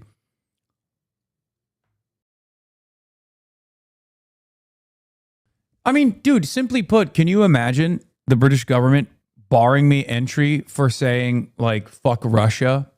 You know what I mean? For saying, I don't like Poland, criticizing Estonia, Lithuania, any other country.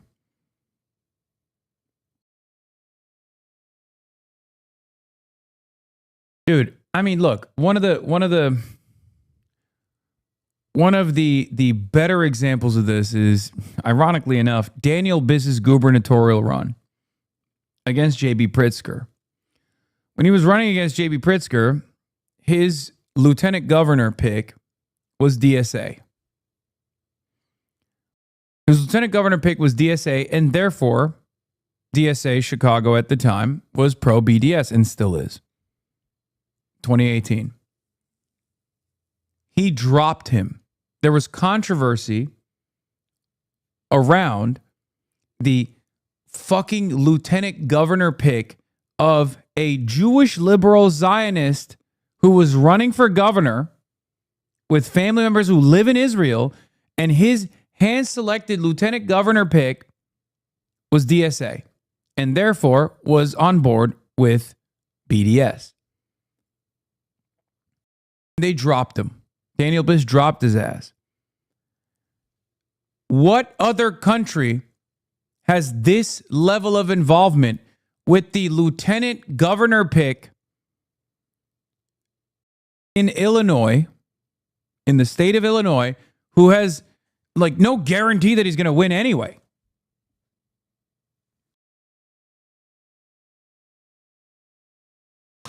They're out here funding fucking like comptroller races and shit. Ridiculous. Long term, they're not. I had Randy, what's his last name? Randy Fine. I had him on and I asked him the question He's a racist. about where he's at. I think you may have even tweeted something about it when we talked about it. I asked him a couple questions pointed whether he was pro-America, America first, or Israel first. If you're in America, hey, I have a problem with you not being America first, but I want to go back. Oh, yeah. Randy Fine was being honest with you when he said America first, right? Come on, man. Back to this. If they give $6 billion, you think they're dumb that they're just giving $6 billion to universities? You don't think they want things in return? No, I think everyone. I think you made that point earlier. There are many lobbies trying to get their way. I'm not disputing that there are many lobbies. In fact, I'm the one who says, let's not treat the Israel lobby as a unique lobby. People are like, oh my God, AIPAC. I always say AIPAC, NRA, Great. All of them. Big Pharma, all of these people. All of them. I want to get money out of politics. I'm not gonna-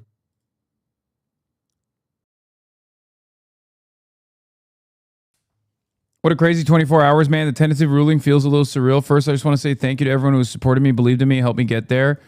I could not have done any of this without all of you. For all those unfamiliar, tentative rulings are sometimes published in advance of hearings in the interest of streamlining the hearing. The tentative ruling is the position of the court before the hearing, so the fact that the tentative ruling is to grant my motion for judgment is incredible news. The hearing was earlier today, and the judge has taken the matter under submission, and an official ruling will be issued, hopefully sooner rather than later. I'm feeling very optimistic, and I'll be going over the document tomorrow on stream at 7 a.m. See you all then. So it's still not finalized, right? I mean, it seems very unlikely that an appeal would change anything at this point, right? But it's not enough to ask these people if they're America first. You have to ask them what number to rank Israel. If they say number 2, then at least that's something. I have a feeling most wouldn't say that, though.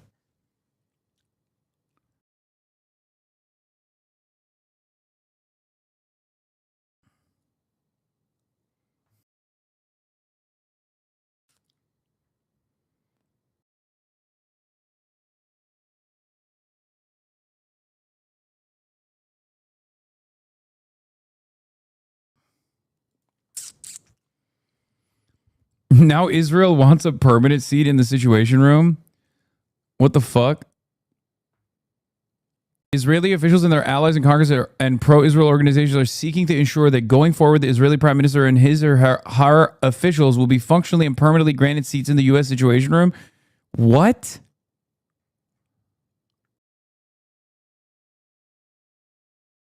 Oh, this is with the NDAA?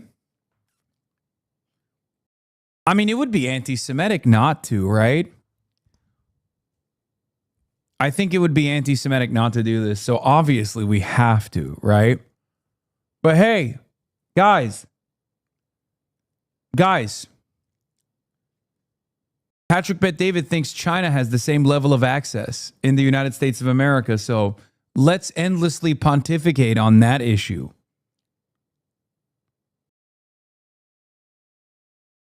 Thank God I didn't fall into the trap of sounding anti-Semitic for a brief moment there.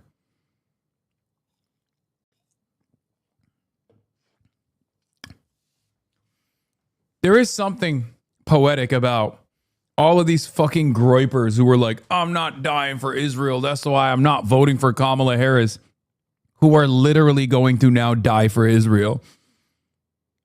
Like, yes, instead of drafting the Haredi population, which would have created a lot of political turmoil, Israel has decided to draft the American population. Isn't that nice?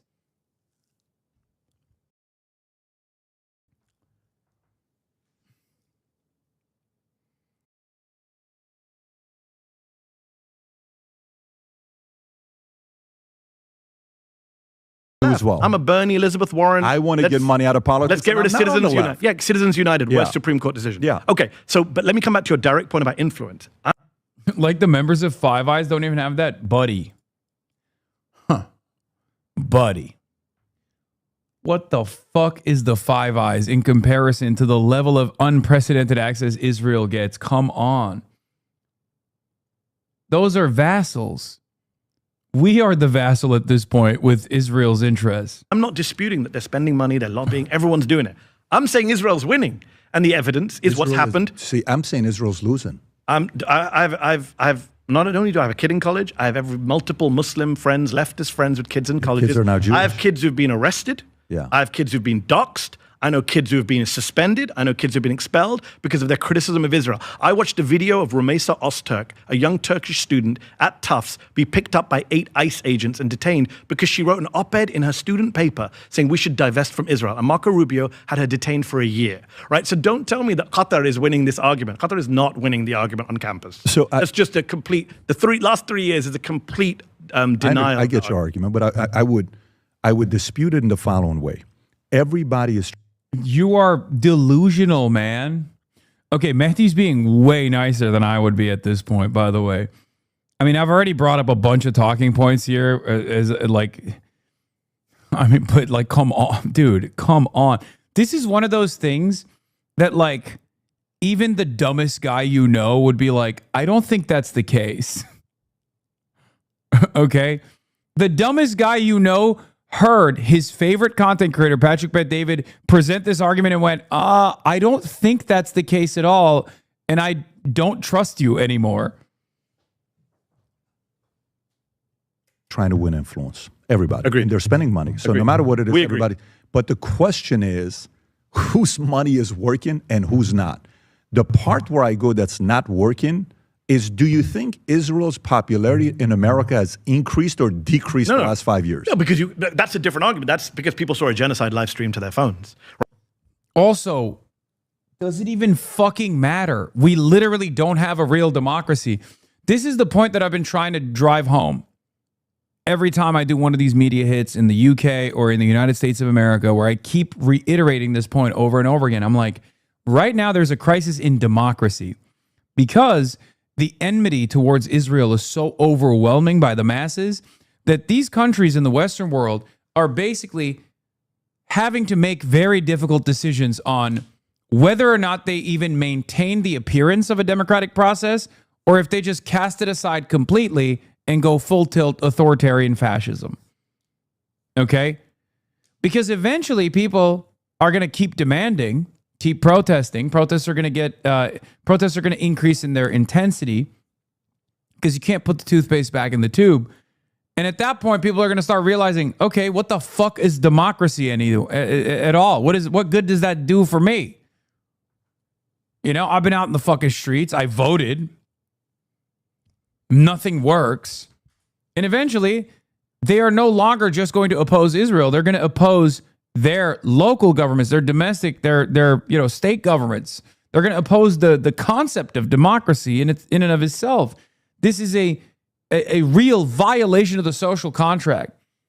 And I don't think those in power understand what they are teaching people. Right, and you can't buy your way out of it. It's more than that's one of it. That's one of the big issues. It's one of the bigger issues, but it's more than that.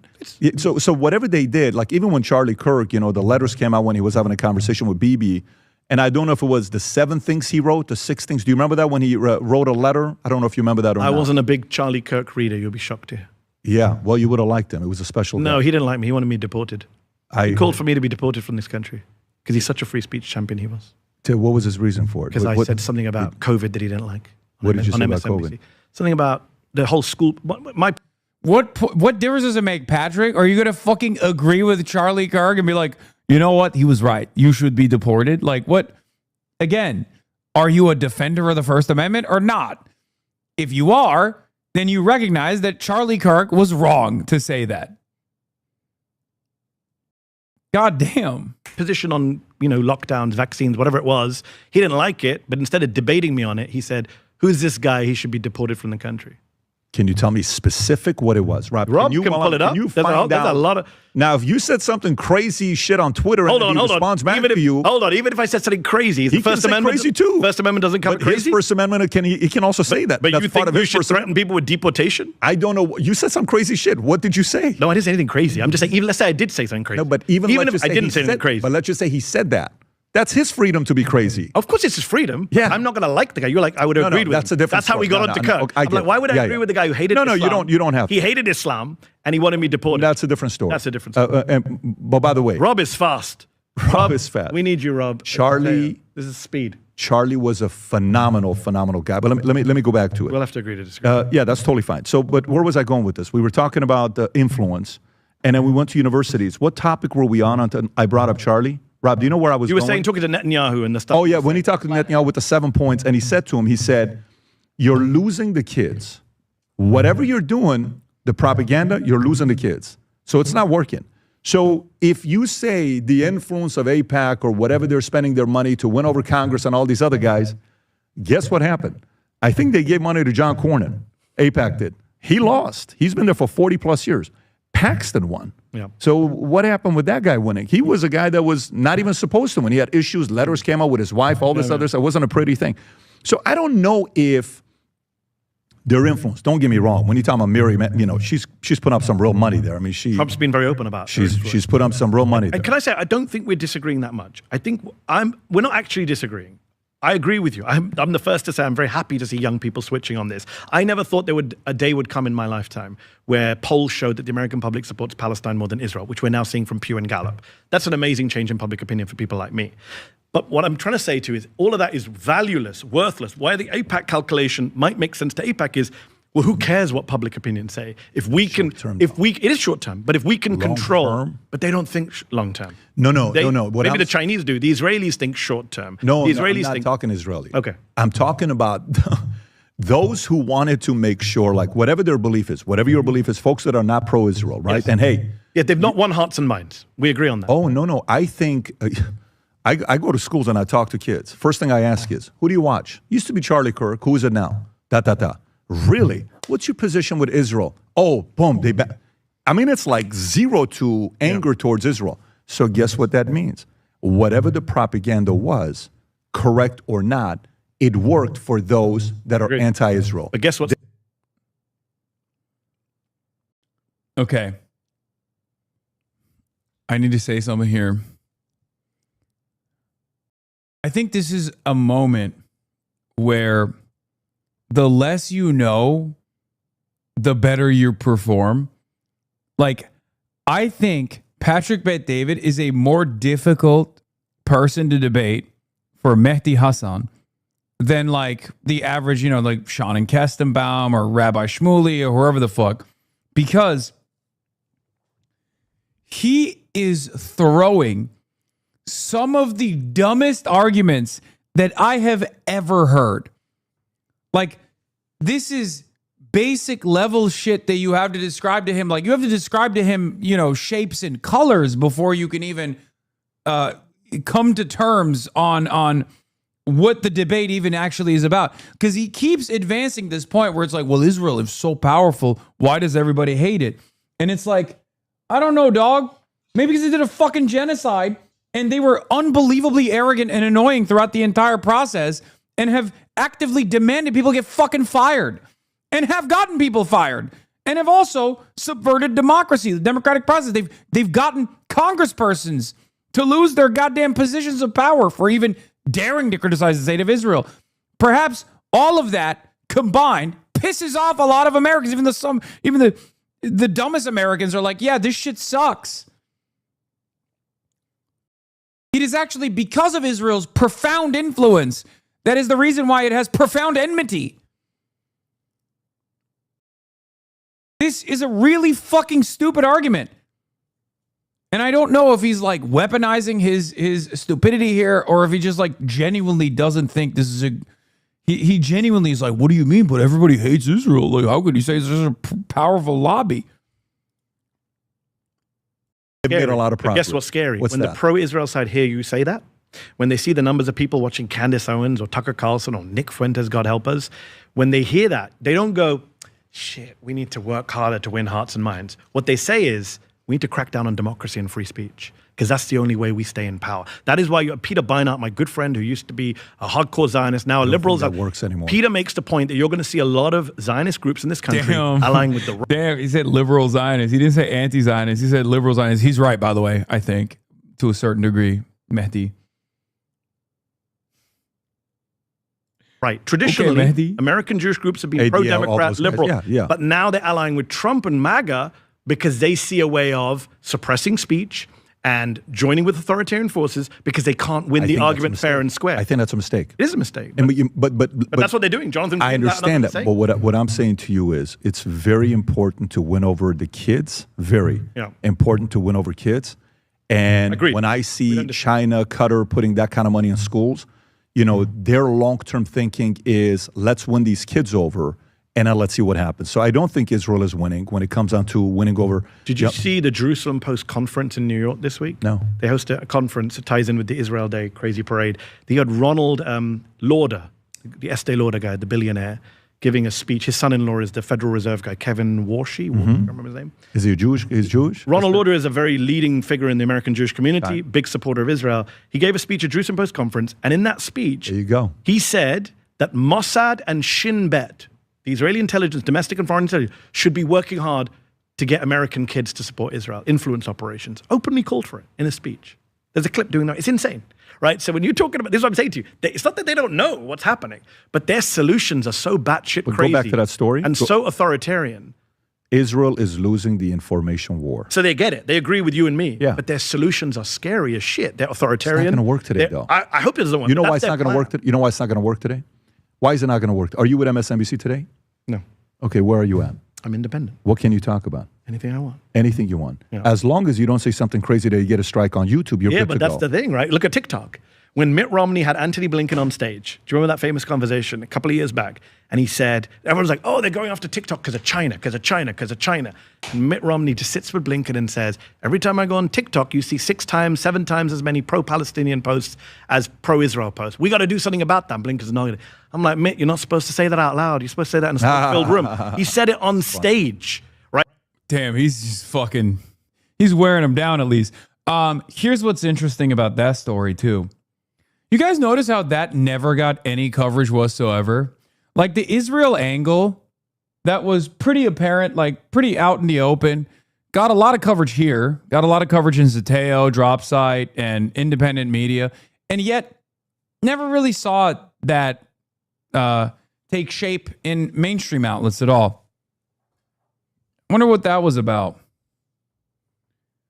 Interesting. They're about to talk about you? Hell yeah. He made it clear that the TikTok, taken over TikTok by the Ellisons and co. was always about Israel more than it was about China. And that does worry me because you could say, oh, well, I wonder today if, God forbid, the genocide restarted today at the level it did in October 2023 after the horrific massacre on October 7th, what would we see on our social media screens today? I think you'd see much less than you saw in October, November, December of 2023. So if you, okay, fair on what could happen there. But to me, I think the independent content creators, Israel wasn't used to these guys 20 years ago. And this is a very different game. Yeah. Who's he talking about? So they were not accustomed to these guys coming on and not meeting anybody and just sit in front of the computer, play video games and talk. And nowadays you have streamers. Yeah. Streamers are influencing kids. Gamers are influencing kids. How long this is going to last, I don't know. But look what the UK government just did. Who are you talking about? Cenk and Hasan. Cenk and Hasan. Yeah. So again, that's the short-term crackdown. We can't win What the was argument. the reasoning, by the way? What did they say? Anti-Israel. But what was a specific They didn't thing? give a specific as far as I'm aware. Well, I mean, UK, you know your country. I didn't How see, many I haven't times? seen the details because Rob, do you know I know that they didn't say, look, banned for criticizing Israel. They say. I don't know what the UK government has said. But they're saying this. You don't know if that's the position. I don't know. I don't know the Right. exact. But my point being, this is exactly what we just talked about, which is, again, we can't debate with Hassan Piker, the streamer, so we just prevent him from coming to speak. You can do it here, though. This is specifically in UK. But my point is, but they're doing but they do it in reverse, right? So with the UK, you pressure the UK I don't know government. about Cenk, but you want to pull up some of the stuff Hassan said? You want to give him feedback on what he said? Like, I give him feedback. I know Hassan very well. have you heard about some of this stuff? He knows that he said let some the capitalist blood on the, He let said them. some outrageous stuff. He said, he knows is he the that. guy that's a lot of stuff is 9/11 quoted happen again or something? No, what he said. Okay, come on, hold on. What Can he you said. just pull up the crazy shit he No, said? hold on. I'm not going to. I know you're going to do. Yo, get his ass! Get his ass, Patrick! Get his ass! Yo, cook him! Cook his ass! He's a fraud! Pull the clips up! Defend him, but I want to know what's. I'm not going to defend him, actually. Go ahead. Well, I'm going to defend him from falsehoods. I've spoken to Hassan very bluntly and said, you've given your opponent. 9/11. Yes. What is the context of that? Tell me. The context, he was talking about American foreign policy and, the quote-unquote famous line about, chickens coming home to roost. It was a very provocative statement. He's apologized for that, by the way.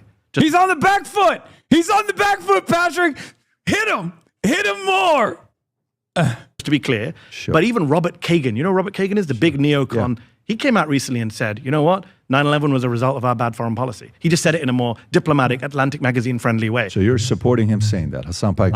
No, he shouldn't have said it like that because America deserved 9/11 makes it sound that those people died was worth it. No. Right. But did America bring 9/11 on itself? 100%. Our U.S. foreign policy created Osama bin Laden, created Al-Qaeda, created all of these wars in the Middle East, created that jihad in Afghanistan. He's doing too good of a job defending me. Get his ass, Patrick. 110%. That was a blowback from U.S. foreign policy. Every serious scholar who's looked at that admits that now.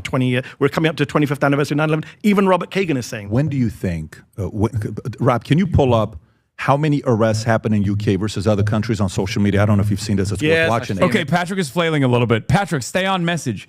Stay on message. Cook his fraudulent ass, Patrick. It's a little bit out of context. But you know, when you talk about Piker, Sam Piker, what he said, to me, you can say anything you want to say. The only thing I have a problem with is when it comes down to a threat to someone's life. Yes. Give your opinion. Hey, I disagree with this guy's this guy's a that. But when it gets down to that, and then he's never threatened anyone's life. When he said capitalist blood, let them die. Can you pull up that clip? Yeah, get his ass. Get his ass. Mehdi was not ready for this one. I don't think he had ever seen this one. Clip.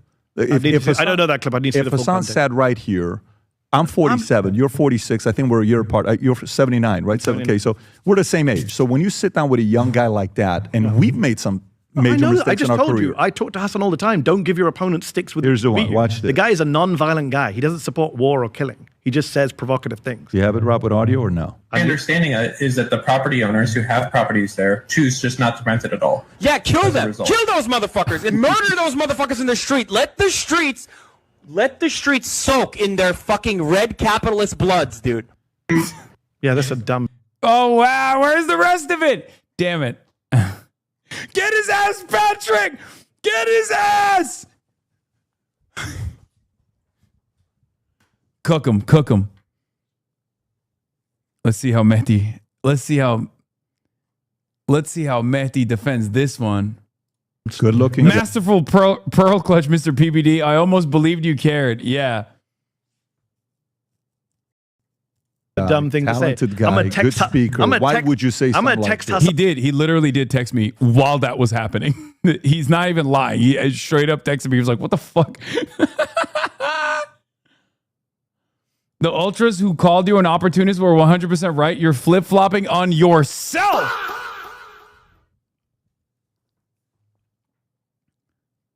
I just ChatGPT it. I'm a numbers guy. ChatGPT told me this Hasanabi guy, very dangerous. Argument done.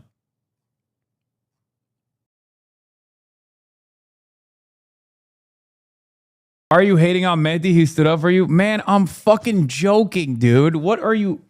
God damn it. How can I make it more clear that I'm fucking joking, chatter? I'm literally defending Patrick Bet-David shitting on me. What the fuck?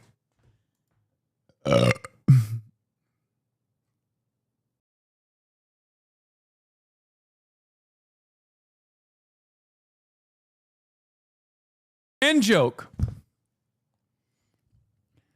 Back in the day, the way to do end joke was by saying in a video game, which is ironic because that clip cuts before I say in a video game. But regardless, that's a LARP. It's LARP. And there's a reason for why. That is the classic unearthed example from 2018 where I'm talking to someone who I used to be friends with, no longer friends with him, and he's a massive stalker of mine, as a matter of fact. Bro, defending you, it's so hard because they always bring up some obscure clip of you in 2018 saying like based Pol Pot, more like gold pot. Yeah, guys, you don't have to take this shit seriously, okay?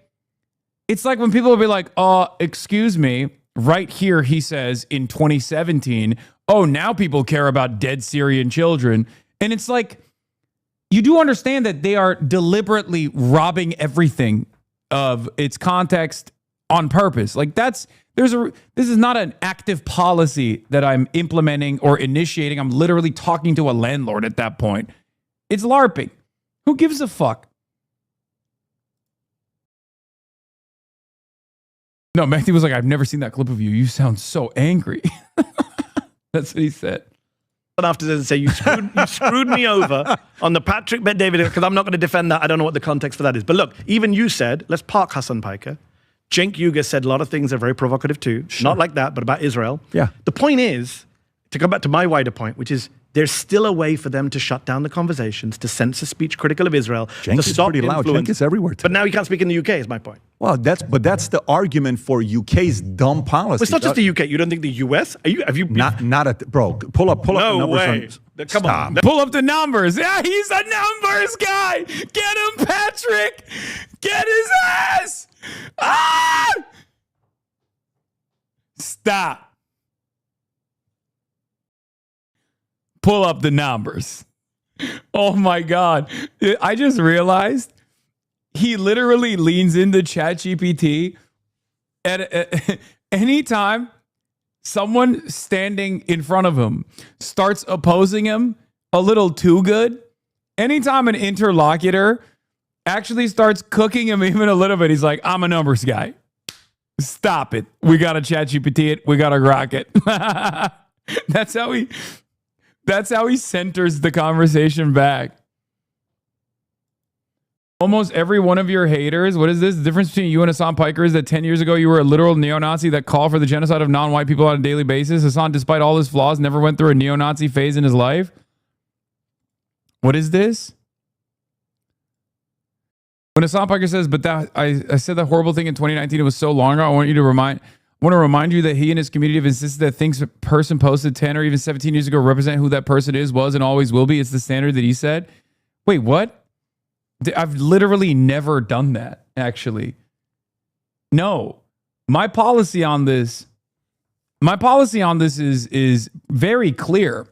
Things that you've said in the past are not reflective of who you are right now. But if things that you've said in the past are reflective of who you are right now, then yes, of course you can point to things that you've said in the past because you're continuing to say those things right now. I've always been a major advocate for change. This is actually one of the most what the fuck's wrong with this guy? I don't understand this guy at all. It's the thing that like people get the most mad at me about. Like wokes and radlibs will constantly yell at me over this shit, where they will turn around and they'll be like, dude, you're a fucking idiot. Like, no one has the capacity to change. He castrated himself and blamed tankies for it. What the fuck? Yeah, it's probably the thing that over the last, I don't even know what that means, but we'll get back to that in a second. I don't understand what you were saying. What? He castrated himself and blamed tankies for it.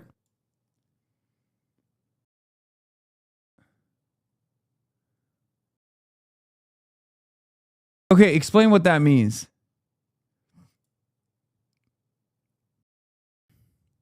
Okay, this doesn't explain what that means. It's a meme about a kraut on Twitter.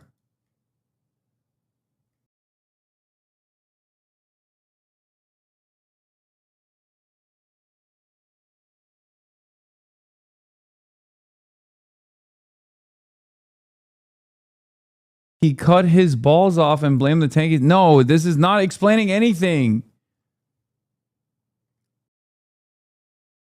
Cock and ball torture? So he's into cock and ball torture? Why do you guys know that?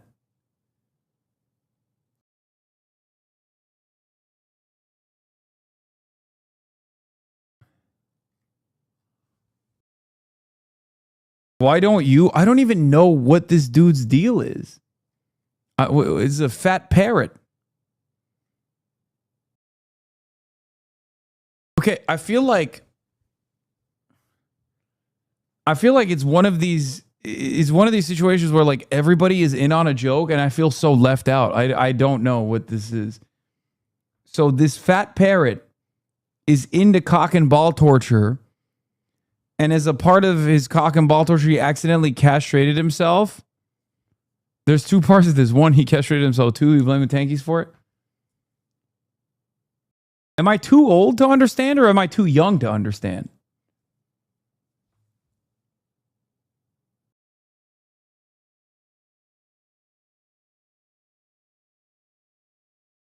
Kraut likewise sees the world in terms of the enemy-friend distinction. He has his friend, CBT, and he has his enemy, his own penis, and the tankies.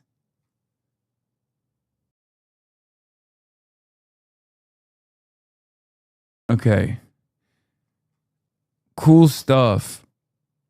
Tell you what, I will keep reading the arrest records of the communist secret police, and you can keep posting all the things you disagree with are not real. Pretty much all I've ever done over the years is ask you to read and cite historians, and you keep following it up by making up things I've supposedly said or done. You understand how this doesn't make you look any more credible, right? You are just another tanky.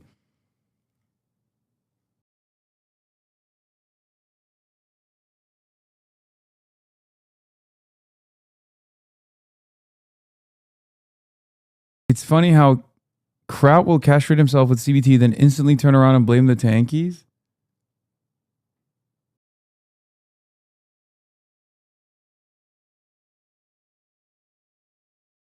Why is everybody aware of this fucking meme? OG YouTube villain, great replacement pusher who became a naphoid. Sean of YouTube made some good videos on his Nazi stuff back in the day. I don't understand. It's funny how the average tanky will bend over backwards to defend Islamist death squads like Hezbollah, Houthis, Hamas, RGC, or Taliban, then instantly turn around and insist that Bosnians, Crimean Tatars, Uyghurs, and Kosovars are the most evil Islamist terrorists ever. Who's saying that?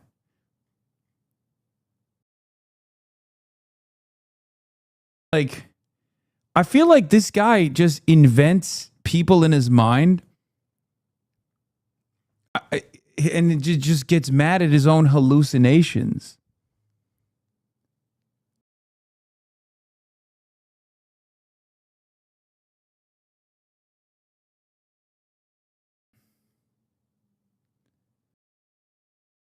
This man is constantly fighting demons that he made up in his own mind, and there's always a tanky there that's responsible for it. California is back. Canada votes. Los Angeles County 6-5 drop. Javier Becerra. Xavier Baccaria. 48,000. Tom Steyer at 42,000. Up 9 at 31.9%. Nothing for Bianco and nothing for Hilton in comparison. God damn.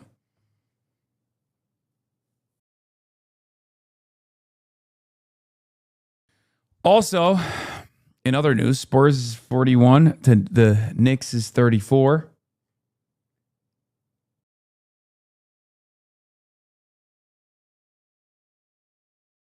Anyway, he just keeps making shit up. This fat parrot guy. Let's compare. The US is much worse. Dude, well, look at this here. The number of arrests for hateful messages. Social. Marco Rubio locked up students in this country for their speech, for speaking. For a young woman in a hijab from Turkey wrote an article in a student paper. She said we should divest from Israel. I don't know the whole story. So pull it up, whatever you want. I don't know the whole story. A judge threw it out. He said it was a chilling free speech in this country. He had her released from prison. Multiple cases. I'm going to give you one. Was she a U.S. citizen? No, she was a Turkish student. She was a Turkish student here. Legal student, studying at Tufts. Student here and criticized American policy. No, she said, she didn't even criticize the American government. She said, my university, Tufts, hey Tufts, we should divest from Israel. Marco Rubio locked her up. This is one right here? This is one right here. F1. The judge threw the case out. He said it was a complete assault on free speech. In fact, a Reagan judge, Patrick, you don't have to trust lefties. Let me quote you a Reagan judge, a guy called William Young, appointed by Ronald Reagan. When he looked at the cases of all these students, he said Donald Trump has launched a, quote, this is his words, full-throated assault on the First Amendment. Right? Marco Rubio is deporting people like Mahmoud Khalil, who you may not be a fan of, not because they did any terrorist activity or called for the killing of anyone, but because under some random 1952 immigration law, the Secretary of State has the power to deport anyone he says is undermining U.S. foreign policy through their speech. Can he? Well, it's never been tested at the Supreme Court. There's one judge who adjudicated on this law. You know what her name was? Guess what her name was? Judge Marion Barry Trump. Trump's sister is the only judge to ever look at the 1952 law on its merits, and she said it was unconstitutional. But it then got rejected by another court on procedural grounds. Yeah, it's never been tested. You and I, if I just describe it to you, you and I think it's insane, right? The Secretary of State should not have dictatorial powers. I don't know the laws behind it. So let's assume I'm right. Sure. Assume I'm right. You would disagree. Trump's sister is woke. With the idea that the Secretary of State, Antony Blinken, Marco Rubio, whoever it is, has the power unilaterally to throw out people who have broken no laws because he didn't like what they said. Surely you as a free speech guy would be opposed to that. And by the way, the way you're making it seem like is you're quick to forget what happened under Biden. You're quick. I just said Blinken too. Speech was. I just said Blinken's name. How can you sound quick to forget Biden? You know how many? No, hold on. How can you sound quick to forget Biden? I just said I know. Blinken. I'm just reminding Rubio. you how many people on YouTube got strikes, videos taken down. What things we couldn't talk about. We couldn't criticize anything about vaccine, That's COVID. not true. You know how many strikes I got? You're exaggerating. You couldn't criticize anything about vaccines. I was there in the pandemic. People were criticizing vaccines. You were and criticizing videos vaccines. were disappearing like this. You did not go to prison, okay? Let me tell you something. You did not go to prison. You did not, you weren't threatened by the motherfucking federal government like I am, okay? With bullshit subpoenas. None of that shit happened. You did not get deported. I can do easy research for you, send a report to you. Okay. Videos were disappearing like that. People that were talking, creating content, massive YouTubers were disappearing. So hold on. You've just made my point for me. A minute ago, you said America's much better than the UK. Now you're saying America's dictatorial too, so we're agreeing. No, I'm not saying America's better than UK. When it comes down to arrest, we don't arrest. What it was Ramey Sostek. I just showed you. You want me to... Joe Biden, under Biden's watchful gaze, 3,500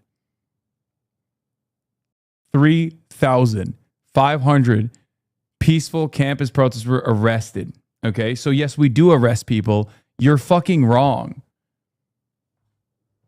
That was just under Joseph Robinette Brandon, mind you, who's also just as bad as Donald Trump is on this issue. Okay, let's be fucking real. 3,500 just student protesters. No students were arrested. What do you mean no students? 3,500 students in the United States of America during the election cycle under the Biden leadership by local police departments were arrested for exercising their First Amendment rights.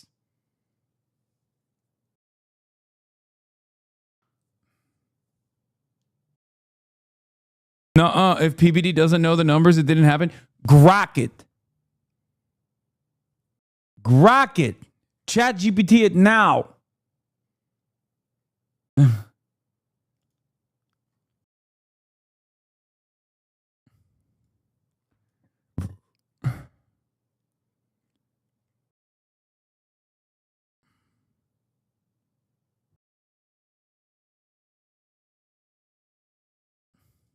I can go through the list. Should I go through the list? Mahmoud Khalil. Are you really going to defend I know these people. UK versus US? I'm going to say right now the US is much worse than the UK. Stop it. And actually, by the way, the UK... Stop it. Hold on. The UK is really bad right now. When's the last time somebody knocked on your door and said, Medhi, be quiet, you're talking too much? You know the UK is...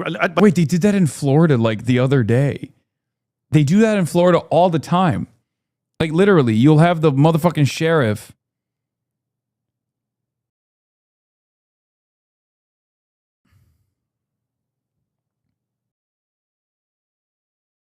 You'll have the motherfucking sheriff show up to someone's home and be like, what's this post about? Straight up. By the way, I don't want to defend the UK. The Labour government in the UK passed a law that criminalized Palestine Action. You heard of this group, Palestine Action? No. It's a group that went and threw paint on some, it broke into a military base and threw paint, and they assaulted a police officer, fought with them. I can't remember what the charges were.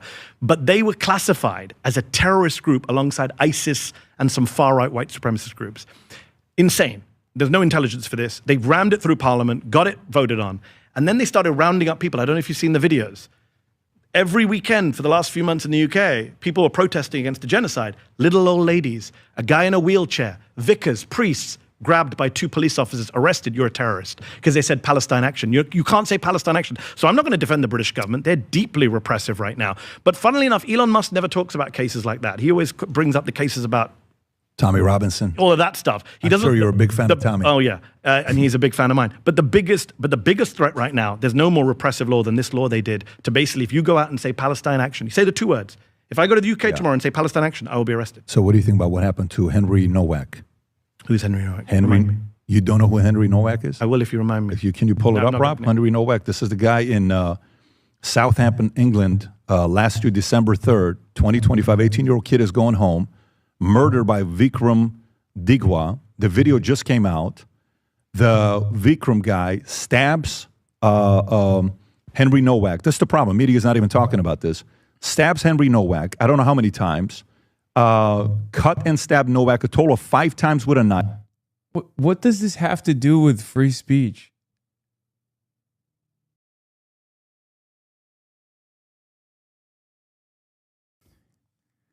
What does this have to do with anything that they were just talking about? He just went, what about this guy? He got killed. It's like, okay, that's devastating. It's a horrible story. It's devastating. What do you want me to say about this? You know? Bro, this is boomer leftovers.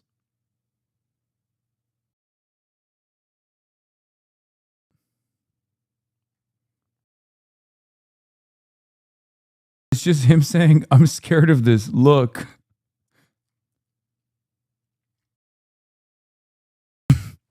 This scared me. When I found out about it, it scared me. I couldn't even chat GPT it.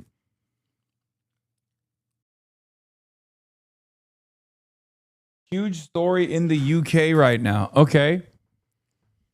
So, Henry Nowak, 18-year-old British university student, was murdered by Vikram Digwa.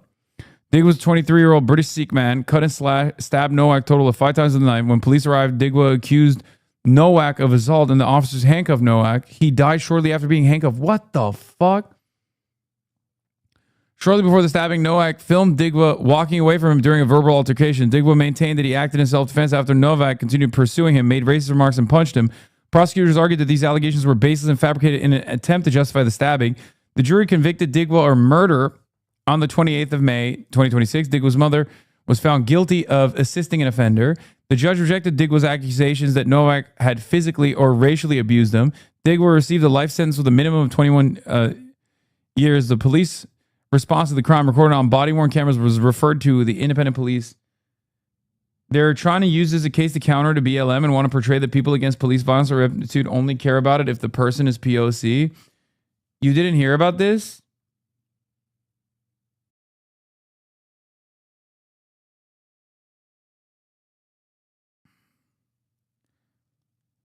Made you look, Patrick Bet David wins.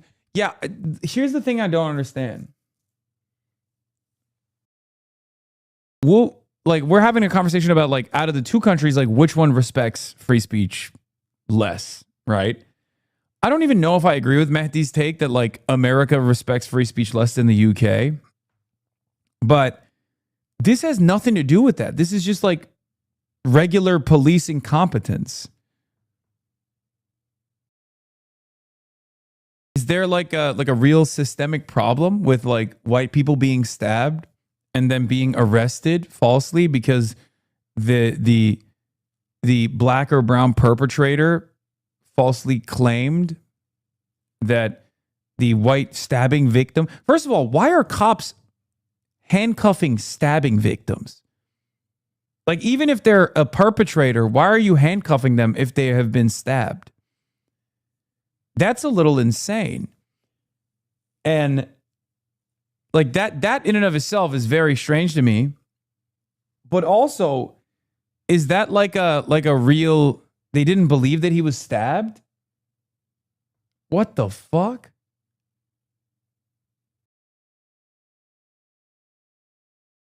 They thought he was faking.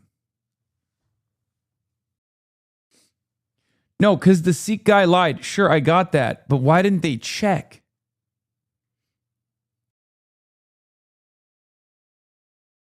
What do you mean? There's just a dude. There's just a dude who was sitting there stabbed. And he's like, I've been stabbed. And the cop is like, step right over here. You're getting arrested, scum. Like, that's what they... Who trained these guys, dude? Reno Police Department? Who the fuck? That's like American levels of police incompetence.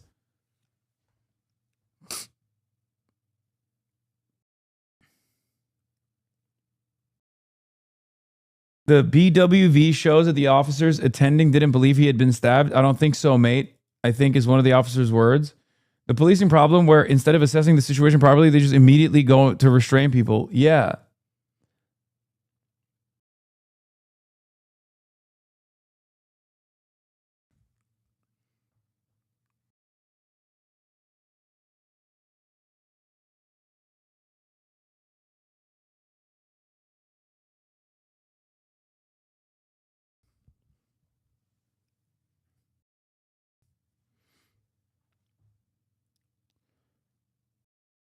The argument is that the police showed racial bias favoring non-whites.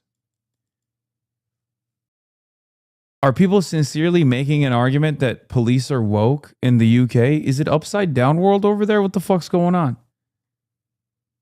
Like, people are sincerely using this one incident, this one instance as a clear-cut example that, like, police in every single circumstance will favor the non-white person. Like, is this a real like common issue?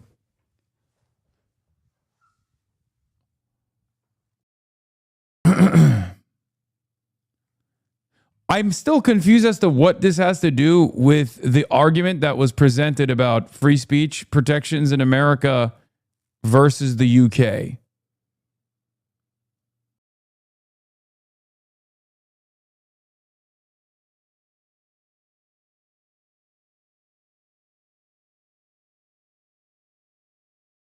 So no one is blaming the cops in general or blaming police malpractice here, or rather, if they're blaming police malpractice, they're saying the real malpractice is that the cops are too woke, I guess, and always believe black and brown people. They call it two-tier policing. Okay, are UK cops actually woke? I don't think so. Is that a thing? The police are blaming DEI training?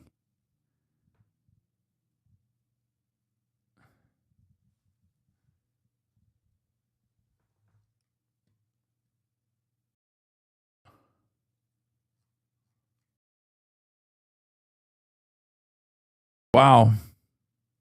I guess it's cool seeing other countries be just as stupid as we are, you know, in some ways. It makes me feel like I'm not so alone. Right? Henry Nowak died the same way civilization dies, abandoned, handcuffed by authorities who neither trusted nor cared for him, and accused of hate crimes he did not commit. His murder is as tragic as it is enraging. I mean, it is tragic. It is enraging. I mean, it's totally fucking ridiculous. But I feel like you don't really care about this at all if you're just using this as a jump off point to land an insane position out of nowhere. Do things happen in the world of conservatives where like there's like malpractice or incompetence or ineptitude demonstrated in that moment that doesn't immediately correspond to like broad systemic hallucinations like white people being under attack by minorities?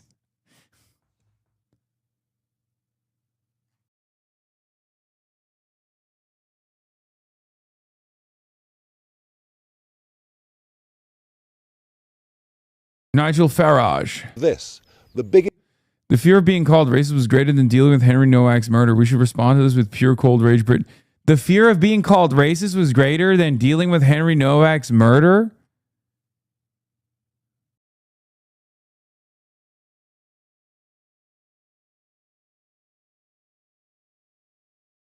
Who's afraid of being called racist? I have not met people that are afraid of being called racist. As a matter of fact, it almost feels like they love being called racist, the way that they behave usually. I just don't think I don't think there's a real fear in any Western society at this point where people are just like, oh no, I'm going to be called racist.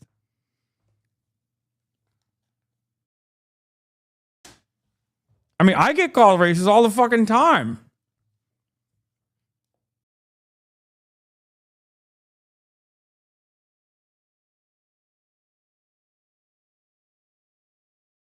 Like all the time, nonstop. The ADL has spent tireless amounts of money and efforts to not only call me a racist, but also like try to get me deplatformed and shit. So I assume you skipped the riots Tommy Robinson triggered together with Nigel in the UK? Yeah, I didn't know that UK was having riots again. Jesus Christ. When police arrived, Digwa accused Nowak of assault, and officers handcuffed Nowak. He died shortly after being handcuffed. The video came out, I think, yesterday, Rob, if you want to pull it up. And it showed the guy can't breathe. The riot. There was a riot following Farage's call for rage. 11 officers injured. Classic stochastic terrorism. Excuse me. That was a brave act where it seems like the British public was no longer afraid of being called racist. Or are they still afraid of being called racist? I don't know. I'm confused about this being called racist thing. He's having a hard time breathing. He's telling the cops, I can't breathe. I can't breathe. I can't breathe. All of a sudden, he dies. And they said, no, you said some racist comments. Rob, I sent the video to you in the notes if you go to it. So, Okay. So What's the point of that? But I'm going to tell you what's the point of, no. It's horrible. No, but because the cops sided with Digwa, they said Digwa told them. Okay, what's the broader point, Patrick? This is a horrible situation. Like what when guys like this bring stuff like this up, I wonder always like what you think I'm going to be like? Like what do you think Mehdi's going to turn around and be like, that's awesome. He deserved to die. Is that what you think is going to happen here? Like what's the fucking point? Like yes, I'm not exactly a fan of police. I don't think they do a good job. That he made racist comments, and with the guy saying I was stabbed by these guys, he's running away. They caught him. The guy had an 8-inch knife, the typical the Sikh what do you call it, ceremonial knife that they have. You know which one I'm talking about. Yes, which now so he gets stabbed. Now they want to ban. Can you? I did see British politicians say they want to ban it, and I didn't realize the context. This is the context. And this is the context. And they said they wanted to ban it. Keir Starmer came out today and said, no, we're not going to ban it. But you know what you can't have in England? You know what you can't have in England? You can't even have pepper spray. Pepper spray has not been legal since 68, but they can have that knife. How that makes any sense? So for me, you and I can cherry pick stories on both sides to create rage on why this or that, but the stats are the stats. What? So when you're saying... Wait, do you think the stats are on your side? On this incident? Is there an epidemic of white people being stabbed and then being lied about and then cops coming up on the scene and being like, well, we're woke. Well, I'm woke, governor. Got to arrest a white stabbing victim in it. Is that what's going on? What are you, fucking insane? What stat is there for this incident? I mean, this is a horrifying situation. It's you know, through and through police incompetence. Okay, classic case. But I just don't think that this is like a commonplace situation. The father of Henry Nowak wants to make it illegal for Sikhs to carry kirpan's ceremonial dagger now. Reform wants to ban too. The Sikh community is saying the knife used was not a kirpan and has condemned the murder. Yeah, dude, England is so strange because they do have knife bans. I don't have an opinion on this. I don't understand it. I don't even understand why like the Sikh population want to have kirpans on them, but I also don't even understand why there's like knife control.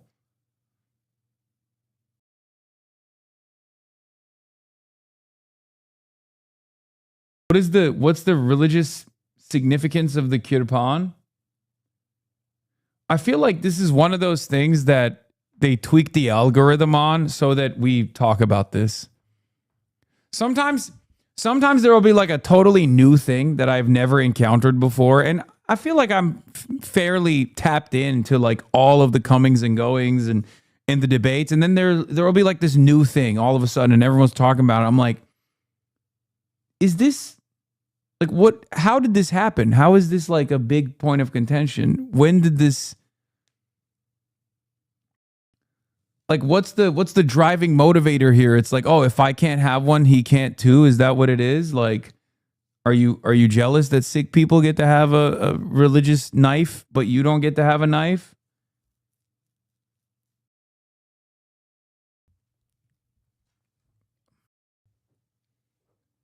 It's one of the 5 Ks alongside uncut clean hair and a beard and certain underwear, metal bracelet, and a hair comb.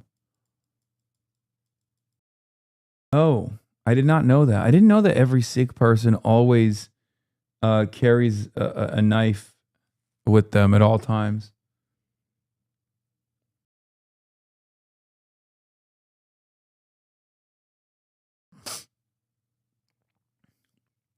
Because you can't go around with a samurai sword is why gangs use knives, a lot of big zombie knives.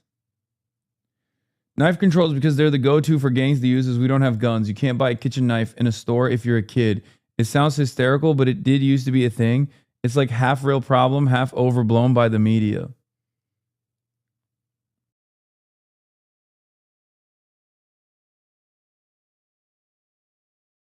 That's kind of cool that like your religion forces you to carry a knife on you at all times. Wait, you can carry it on a plane?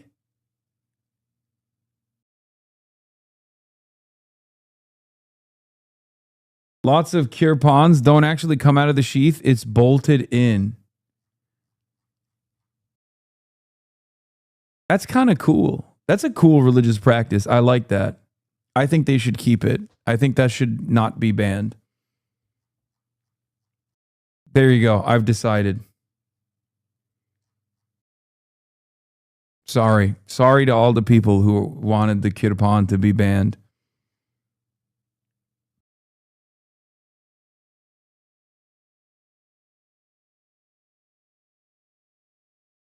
Sikh organizations describe the kirpan as an article of faith that symbolizes dignity and a duty to stand against injustice and protect the vulnerable. You are just in the American algo. More context. EU media is trying to make it a story too, very enthusiastically. I'm unsure.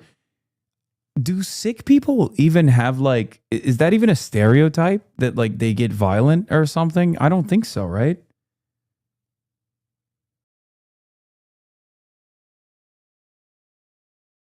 Literally the chillest people, anecdotally speaking, at least.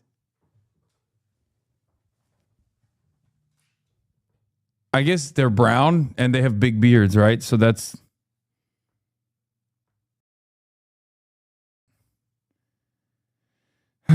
Sikhs are literally the EDL's model minority. They have so many tokens, Lamau.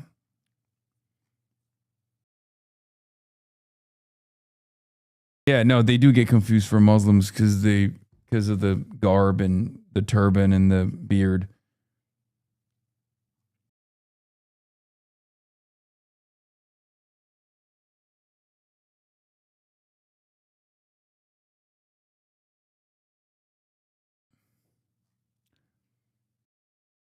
I can't believe we've moved on to so many different places from this conversation, but at least I learned a new cool thing. That story about America and UK, you hear a story like this. Where is the rage with this? Where's the outrage That's not with even this? a free speech story. We were talking about free speech. You brought up stats about social media arrests. And I'm saying to you, right now in the US, you can be arrested by this government, detained for a year without charge. If there's a 10-to-1 fight happening, you're morally obligated to jump in defense of the one. Are you making fun of me because I do that, or are you saying that's like the Sikh credo? Because you said something the government doesn't like about Israel, by the way, about a foreign country. It's not even about the American government. Yeah. You're not even criticizing the American government. You're criticizing a foreign government. I'm going to go look it up, and I'll give you my response to you personally myself. Have them on your show. Have Mohsen Madawi on your show. Have Badr Khan Suri, who's in court right now, on your show. Georgetown student. These guys were picked up off the streets by men, unmasked men, unmarked cars. These people love America. Yes. They Why love are they America. Here? I don't know. Are they planning on staying here or going back home? Mahmoud Khalil is married here, has a kid. He had a kid while he was in prison. Donald Trump, the Family Values Party, the Republican Party, didn't let this guy be with his wife when she gave birth, didn't let him hold his baby. What do you say about Henry Nowak, what I just showed you? I think that's horrific. That's UK. I think that's horrific. But this is the I don't know part that's I don't know the details, but obviously the police got it wrong. This is the part that kind of, so you represented the media on the left, okay? So Rob, can you go back to that story, that New York Times, if you search the two different words, of George Floyd versus what happened with Novak. You just had it up right now a minute ago. What is the argument, man? What does this have to do with, bro? What does this have to do with what Medhi and you were talking about moments ago? This thing has gone completely off the rails, man.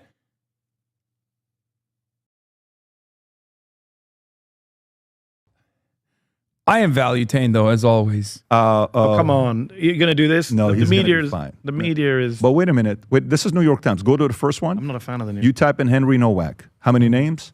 Results, 19. Go to the next one, Rob. George Floyd, 6397. There is no incentive to tell this story because it doesn't go with the narrative. So I disagree with you. I grew up in the UK. Right-wing media has been telling these stories all my life. All my life, all I've seen is black people and listen, Muslim UK people is getting on the front destroyed. pages. Have you looked at the front page of the Daily Mail, the Daily Express? What do you mean Sure, the UK is being destroyed? You think UK is doing good? Yeah, I mean, no, but not for the reasons you think. Why do you think why do you think UK is not doing good?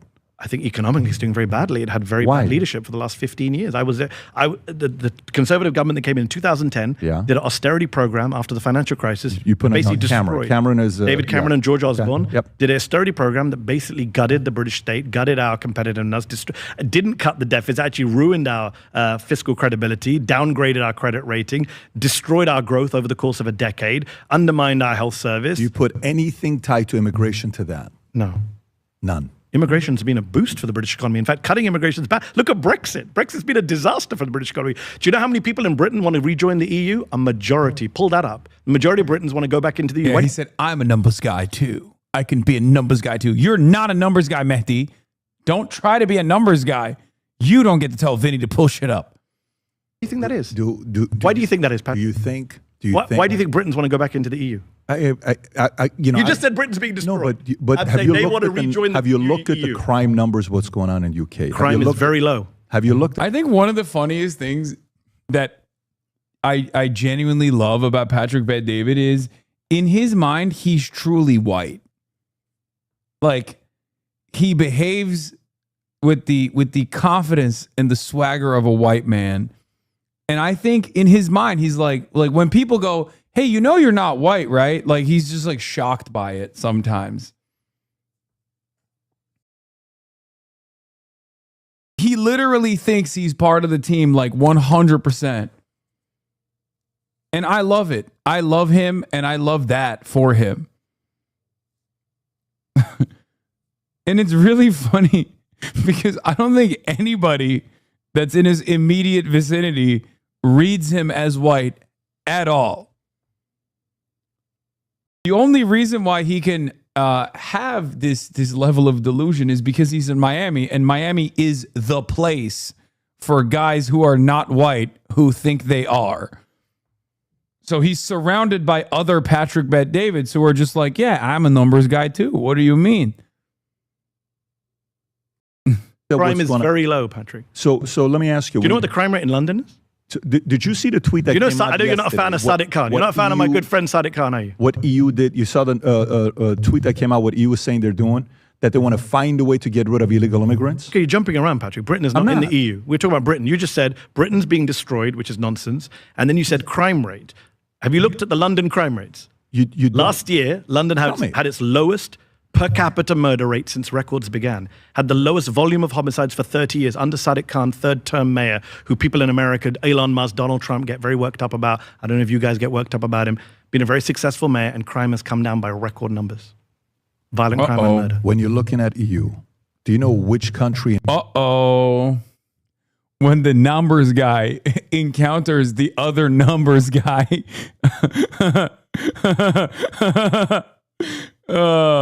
Oh no, he's getting numbers mogged.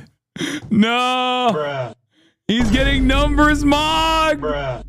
EU has the lowest rape rate. Talk about the UK, Patrick. Stay with UK. Stay with The UK is not in the EU anymore, sadly. Yeah, he's just trying to dance around. He's like, oh yeah, what about the EU? What about the UK? Okay, how about Italy?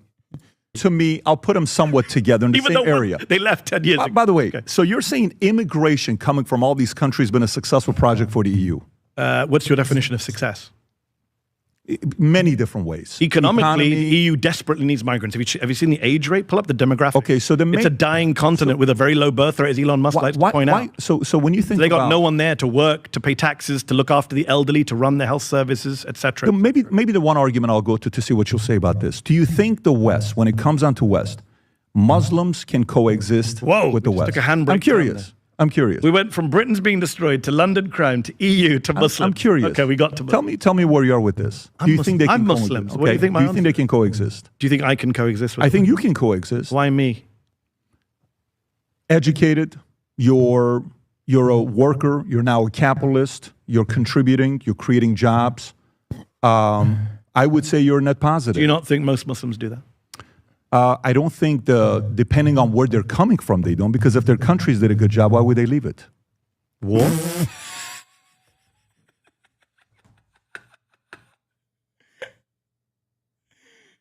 Can't argue with that. He's so racist. Dog, you're fucking brown. Do you?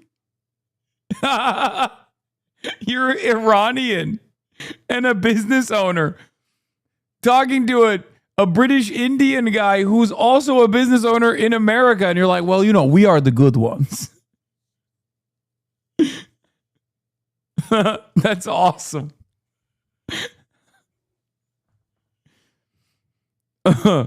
Oh, this is so stupid. Look at Mehdi's face. He's like, what?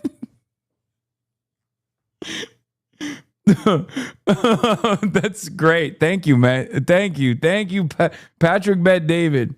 And thank you, Medhi Hasan. This has been wonderful so far. That we caused? War that who caused? That we caused. So they're leaving because of us. Well, you know the big controversy in the UK over the boats, the small boats coming across the channel. Do you know what the top 3 nationalities are in those boats? Tell me. Iran number 1. Okay. Afghanistan number 2. Iraq number 3. Now, So- Iran is a current war. Let's park Iran. But are you telling me we're not responsible for the mess in Afghanistan and Iraq? Come on. When you look at this, let me show you this. Rob, can you pull this up? When it comes down to Yes. let me see which one I got here. I love Rob bringing up these. No, I love he know brings you this like, up. I know you like numbers. No, I love it. I love being proved right. as He well. said, I know you like number. Oh, he's doing new ones. He's using new sound bites. I know you like number. Bringing up these. No, I love he I know brings you this like, up. I know you like numbers. No, I love it. I love being. I know you like number. I'm a numbers guy. I know you like number. I will show you. I will show you. Rob, bring the numbers up. Prove right as well. It's Per good capita. for my ego. No. Per capita. Per capita. When you look at the countries, Rob, I think you got it. Gulf states, how they perform per capita versus some of the other Muslim nations. That's okay. Look at this one here. Because they got oil and gas. You think it's only oil and gas that's causing them? You Have don't been- think? Did you know what these countries were like in Let the me ask you a 60s and question. 70s?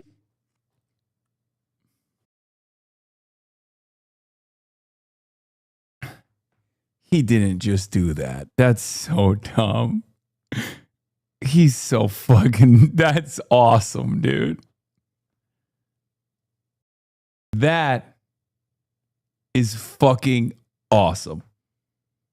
Iran has plenty of oil. Yeah. How come they're not in here? Maybe there Iraq was has got oil. Can I answer your question? But this has been going on for a minute. This Can is I not a answer your 1 year thing. Can I answer your question? Sure. Why do you think Iran's not doing well economically? Should I go through the list? You're going to say it's sanctions. You're going to Of say it's course I'm because gonna of say America. sanctions. You're going to say it's America's fault. Not just America's fault. So how but, come you're but partly, hold on. How much, okay, you left Iran during the Iran-Iraq war, right? Is that I when you left Iran after Khomeini died, 6 weeks after Khomeini died. Okay, so Iran-Iraq was done by then. 89, So Iran-Iraq July was 15th, 89. So Iran-Iraq was done. Iran-Iraq It was was done. 1980 to 1988. Yes. $600 billion of damage done to Iranian infrastructure, the economy, the cost of that war. But that was a whose war that fault is Saddam Whose fault Hussein. is that? Oh, you put it on Saddam. Whose fault do you think it is? Who invaded who? So, by the way, hold on, Patrick. Come on. You don't at No, all no, put no. that on IRGC? No, I put it on the You guy. don't put it on Islamic Revolutionary I put it Guard? on the country that invades the other country. That's how the world works. I blame Russia for the Ukraine war. Why They do they invaded have a hard Ukraine. time getting along with other people? Why did Saddam Hussein? Are you pro Iran. Saddam? No. Why does Iran have a hard time getting along with other That was people? when I said. I said there was an Iran-Iraq war. You said, is America to blame? I said, yes, we backed Saddam Hussein. Did we not back Saddam Hussein? Did Donald Rumsfeld not fly and hug? You can pick up Rob can bring up a video of Donald Rumsfeld hugging Saddam Hussein in 1983 in Baghdad. Were we not supporting the Iraqi invasion of Iran that cost Iran 1 million lives? I lived there. $600 billion I lived in the of capital. infrastructure damage. You're saying that didn't play any role in Iran's economic future. Why don't they? You're not answering my question. No, but you don't understand what I'm saying. No, what I'm no. But Mehdi, let me ask you. Want me to acknowledge? He is fucking. He's dog walking him so hard that he has like reduced in size, which is once again, as a big Patrick Bet David fan, shameful. And I don't like Medhi Hasan's performance here. He's hurting my goat too hard. Okay. He's hurting my goat too hard. I don't like it.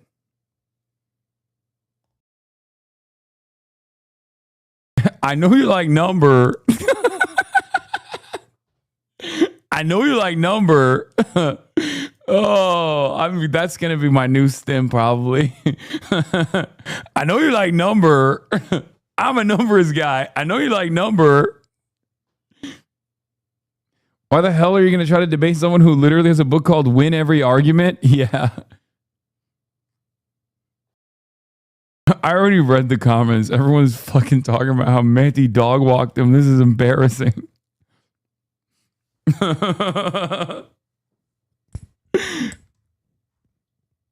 No, but look, let's give credit to, for instance, when Mamdani goes to the White House, you and I both gave credit to both of them. Oh, he's like, remember the time when we agreed? Can we do that again? He's literally doing that. He's like, remember how good it was when you weren't defeating me and instead we were agreeing? We need to go back to that. Being diplomatic. Okay. Right? Yeah. Do you think Iranian leadership with the IRGC is diplomatic? No. They've been horrific. Okay, this is cowardly from Medhi. Yes, they have. They absolutely have. The Iranian leadership has been unfathomably diplomatic. As a matter of fact, until the last iteration of the Operation Epstein's Fury, the Iranian diplomacy side was so aggressively restrained that it was perceived as a fucking weakness by both America and Israel. And that is literally part of the reason why I think Donald Trump was goaded into thinking, oh yeah, we can defeat these guys. They're so scared of us. It's not even a comparison between the United States of America, the serial violator of all international rules and norms, and Israel also, and Iran. Yes, it sounds insane to say this, but as far as international diplomacy goes, international relations goes, 100% Iran is far more aware, far more restrained, and far more diplomatic than both Israel and the United States of America. Like, this is nothing to do with like internal repression, domestic repression, things of that nature. Obviously, I'm not defending things that the Iranian government does in that regard. But as far as like international relations goes, yes.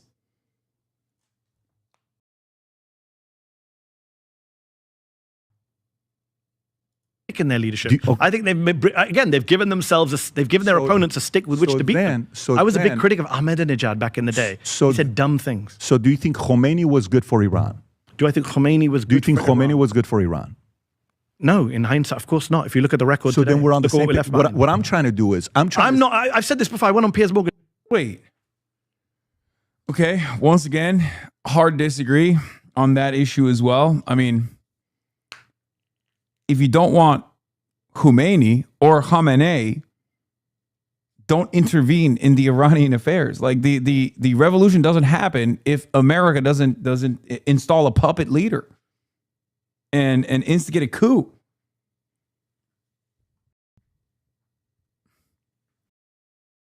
Sure. Just to be clear, for people who don't know, I'm Shia.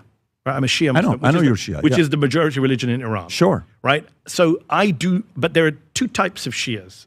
This is a very crude, I'm trying to explain to your audience.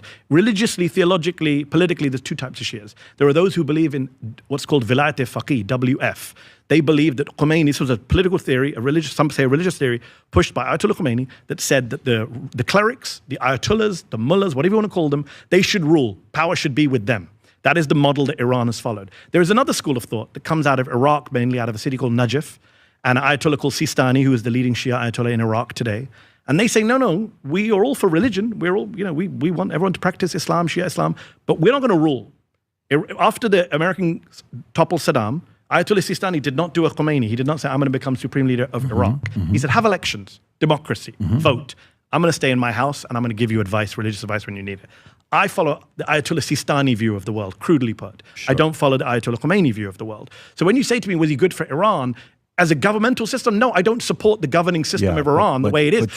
But you're changing the subject. You're avoiding you are. I'm not. There was an 8-year war. We were talking about Iran's economy. I lived there. Trust me, I lived there. I witnessed it. I understand. You should entertain the idea of living in a Muslim majority country, see what it's like. I understand. I lived there. You're jumping.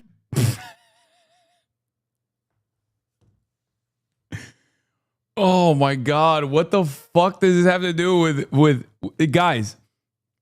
the conversation started because Patrick Bet-David said something unbelievably racist that was so racist that I thought it was funny because he just like casually said, why would Muslims leave their countries if they were run so good?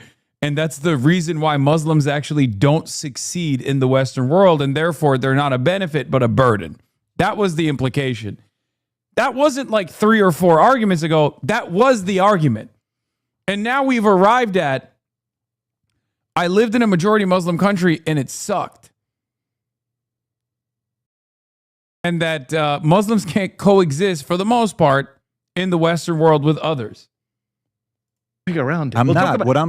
You were talking about the economy. Iraq, Iran. I'll let you finish your thought, and then I'll go back to my question that I have. So go ahead, finish I'm your going to thought. finish my thought. Well, it doesn't. It's a thought that requires a response from you, which is if there's an 8-year war that Iraq started and we supported that cost $600 billion to Iran, that took out 1 million members of their population, and then was followed by crazy sanctions. Are you telling me then that it's fair to compare that economy with Abu Dhabi? Are you seriously telling me that's a fair Can you go back to that chart again, Rob, for me? So you just defended Iraq, right? That we backed up Iraq. Yes. That went against Iran. Yeah. How come they're not on the top GDP?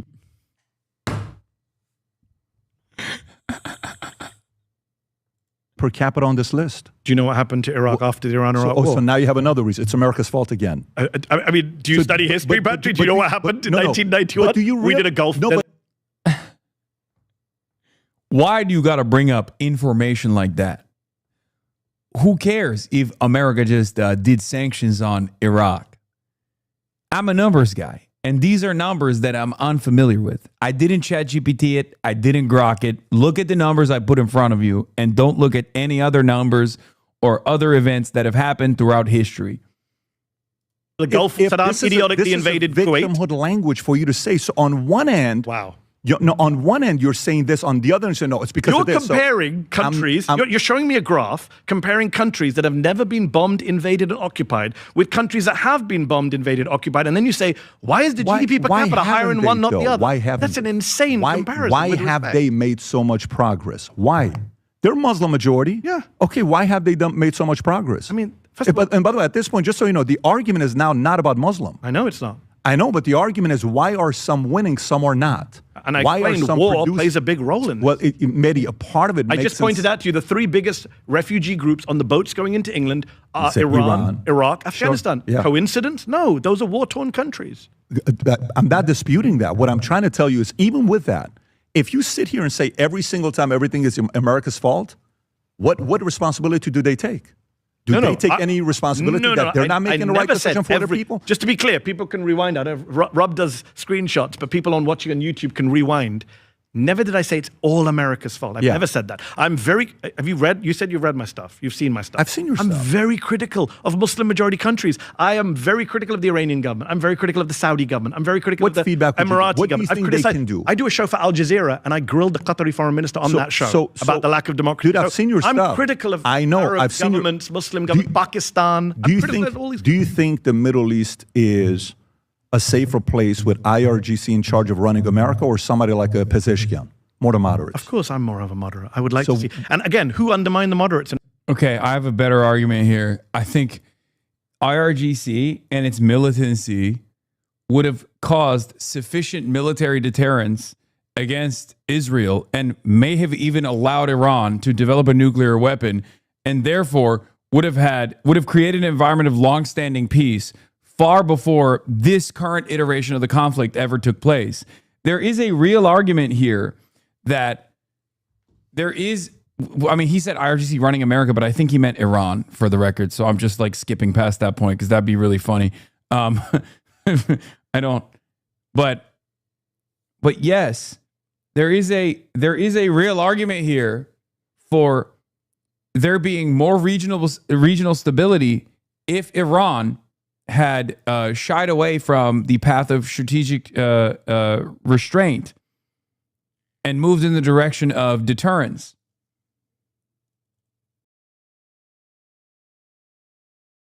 Yeah, it's the North Korea argument, obviously. Iran. Sorry. It's going to be the answer I you don't agree. like. Oh, The by the way, United States of America. No, I disagree. The United States of America. No, I disagree. I don't think that's the did? case. Who Israel. Oh, well. No, I don't put Our it on- proxy then. No, but undermined. listen to you were not expecting my answer. No, because I don't they- accept this fake split between US and Israel. But this Sorry. is not it. But let me tell you I do, because what I see going on right now is I see Israel, in a way, I actually like what's taking place. Let me explain to you why I like what's taking place. A part of what's going on right now is the world is able to see Bibi's motive versus Trump's motive. Like, you remember that one time when the Trump and Bibi are on stage speaking, and he's saying, yeah, we're thinking about taking over Gaza, and we're going to build a hotel here. And then you see Bibi goes like, wait, what? You never told me that. He kind of got, I don't know if you remember that session or not. It was Okay. the West Bank equivalent. So a part of it for me, I like that this is happening because I prefer this to be in the public's eye. I prefer for Trump to show, hey, listen, if I want to go become a prime minister of Israel, I would do it. You're there just because of me. I like him saying that publicly. All right. I like that is taking place. But to me, who wants IRGC to be gone? So a couple of things. On the Trump point, I agree. It's better these things happen in public, and there is a weird upside to Trump having such a big mouth and saying crazy shit all the time. There is a pro to that. I get that. But let's not forget, Patrick, you saw the New York Times big piece where we discovered from Maggie Haberman and Jonathan Swan that Benjamin Netanyahu went to the Situation Room and made the case to Trump with Mossad joining via Zoom or wherever it was, and he persuaded Trump that this will be a walk in the park, cakewalk, all of that shit. That happened in private. What's your percentage that happened? That happened in private. What's your percentage that high happened? percentage. Give me a number, 80%? 80%. I'm 50. I don't know what to even add as feedback. Like, it's like hard to continue his like the things that he's weaving into the conversation are so strange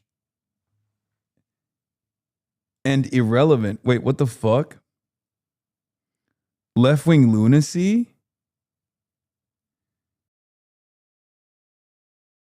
What the fuck is this? White House website?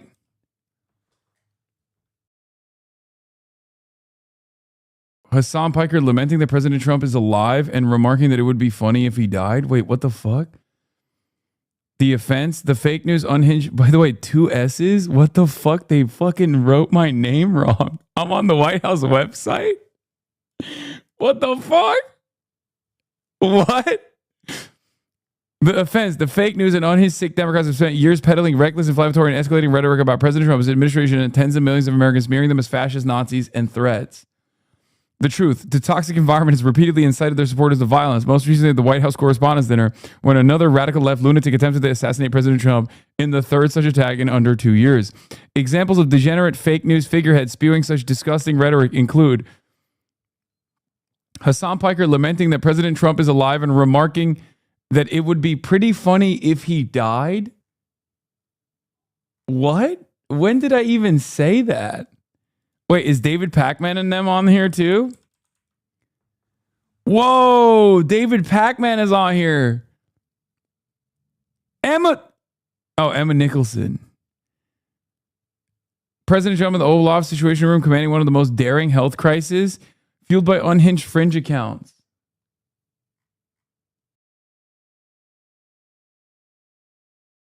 Probably many times, let's be real.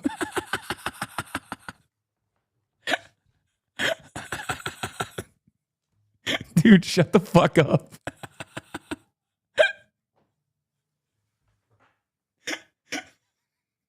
I don't remember. Why didn't they put the link? I want to see the video. I'm guessing it's clipped like you saying something along the lines, it'd be pretty funny. Oh, yeah, it'd be pretty funny if he died to one of his own supporters who turned on him, etc. Something like that. I would never say that. Shut the fuck up, Megaphonics.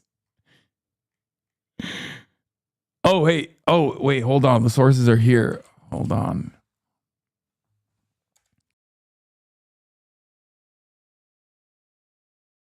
Mediaite, Newsbusters. Evil never dies. Twitch star Hassan Piker laments Trump is still alive and still kicking. Twitch star Hassan Piker was a bit bummed that President Donald Trump was still alive on Saturday after many speculated on X and Blue Sky about the Commander-in-Chief's health because of a light Labor Day weekend schedule. Wait.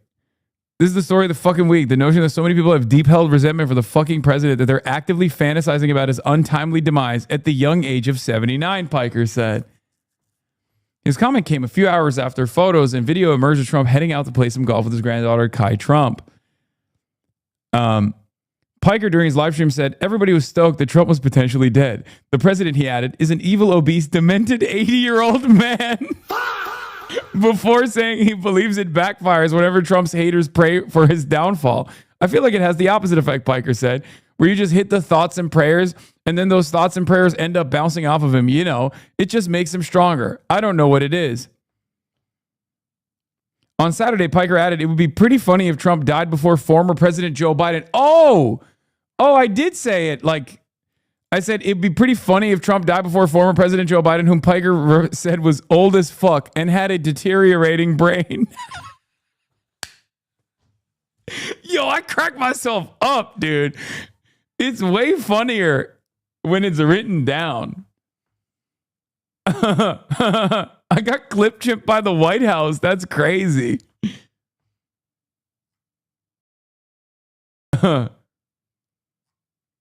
Yeah, I thought Legalized comedy. I thought legalized comedy. What the fuck?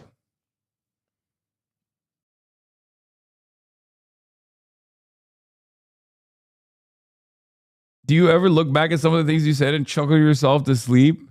I mean, this is pretty funny. This is a good take. I cooked.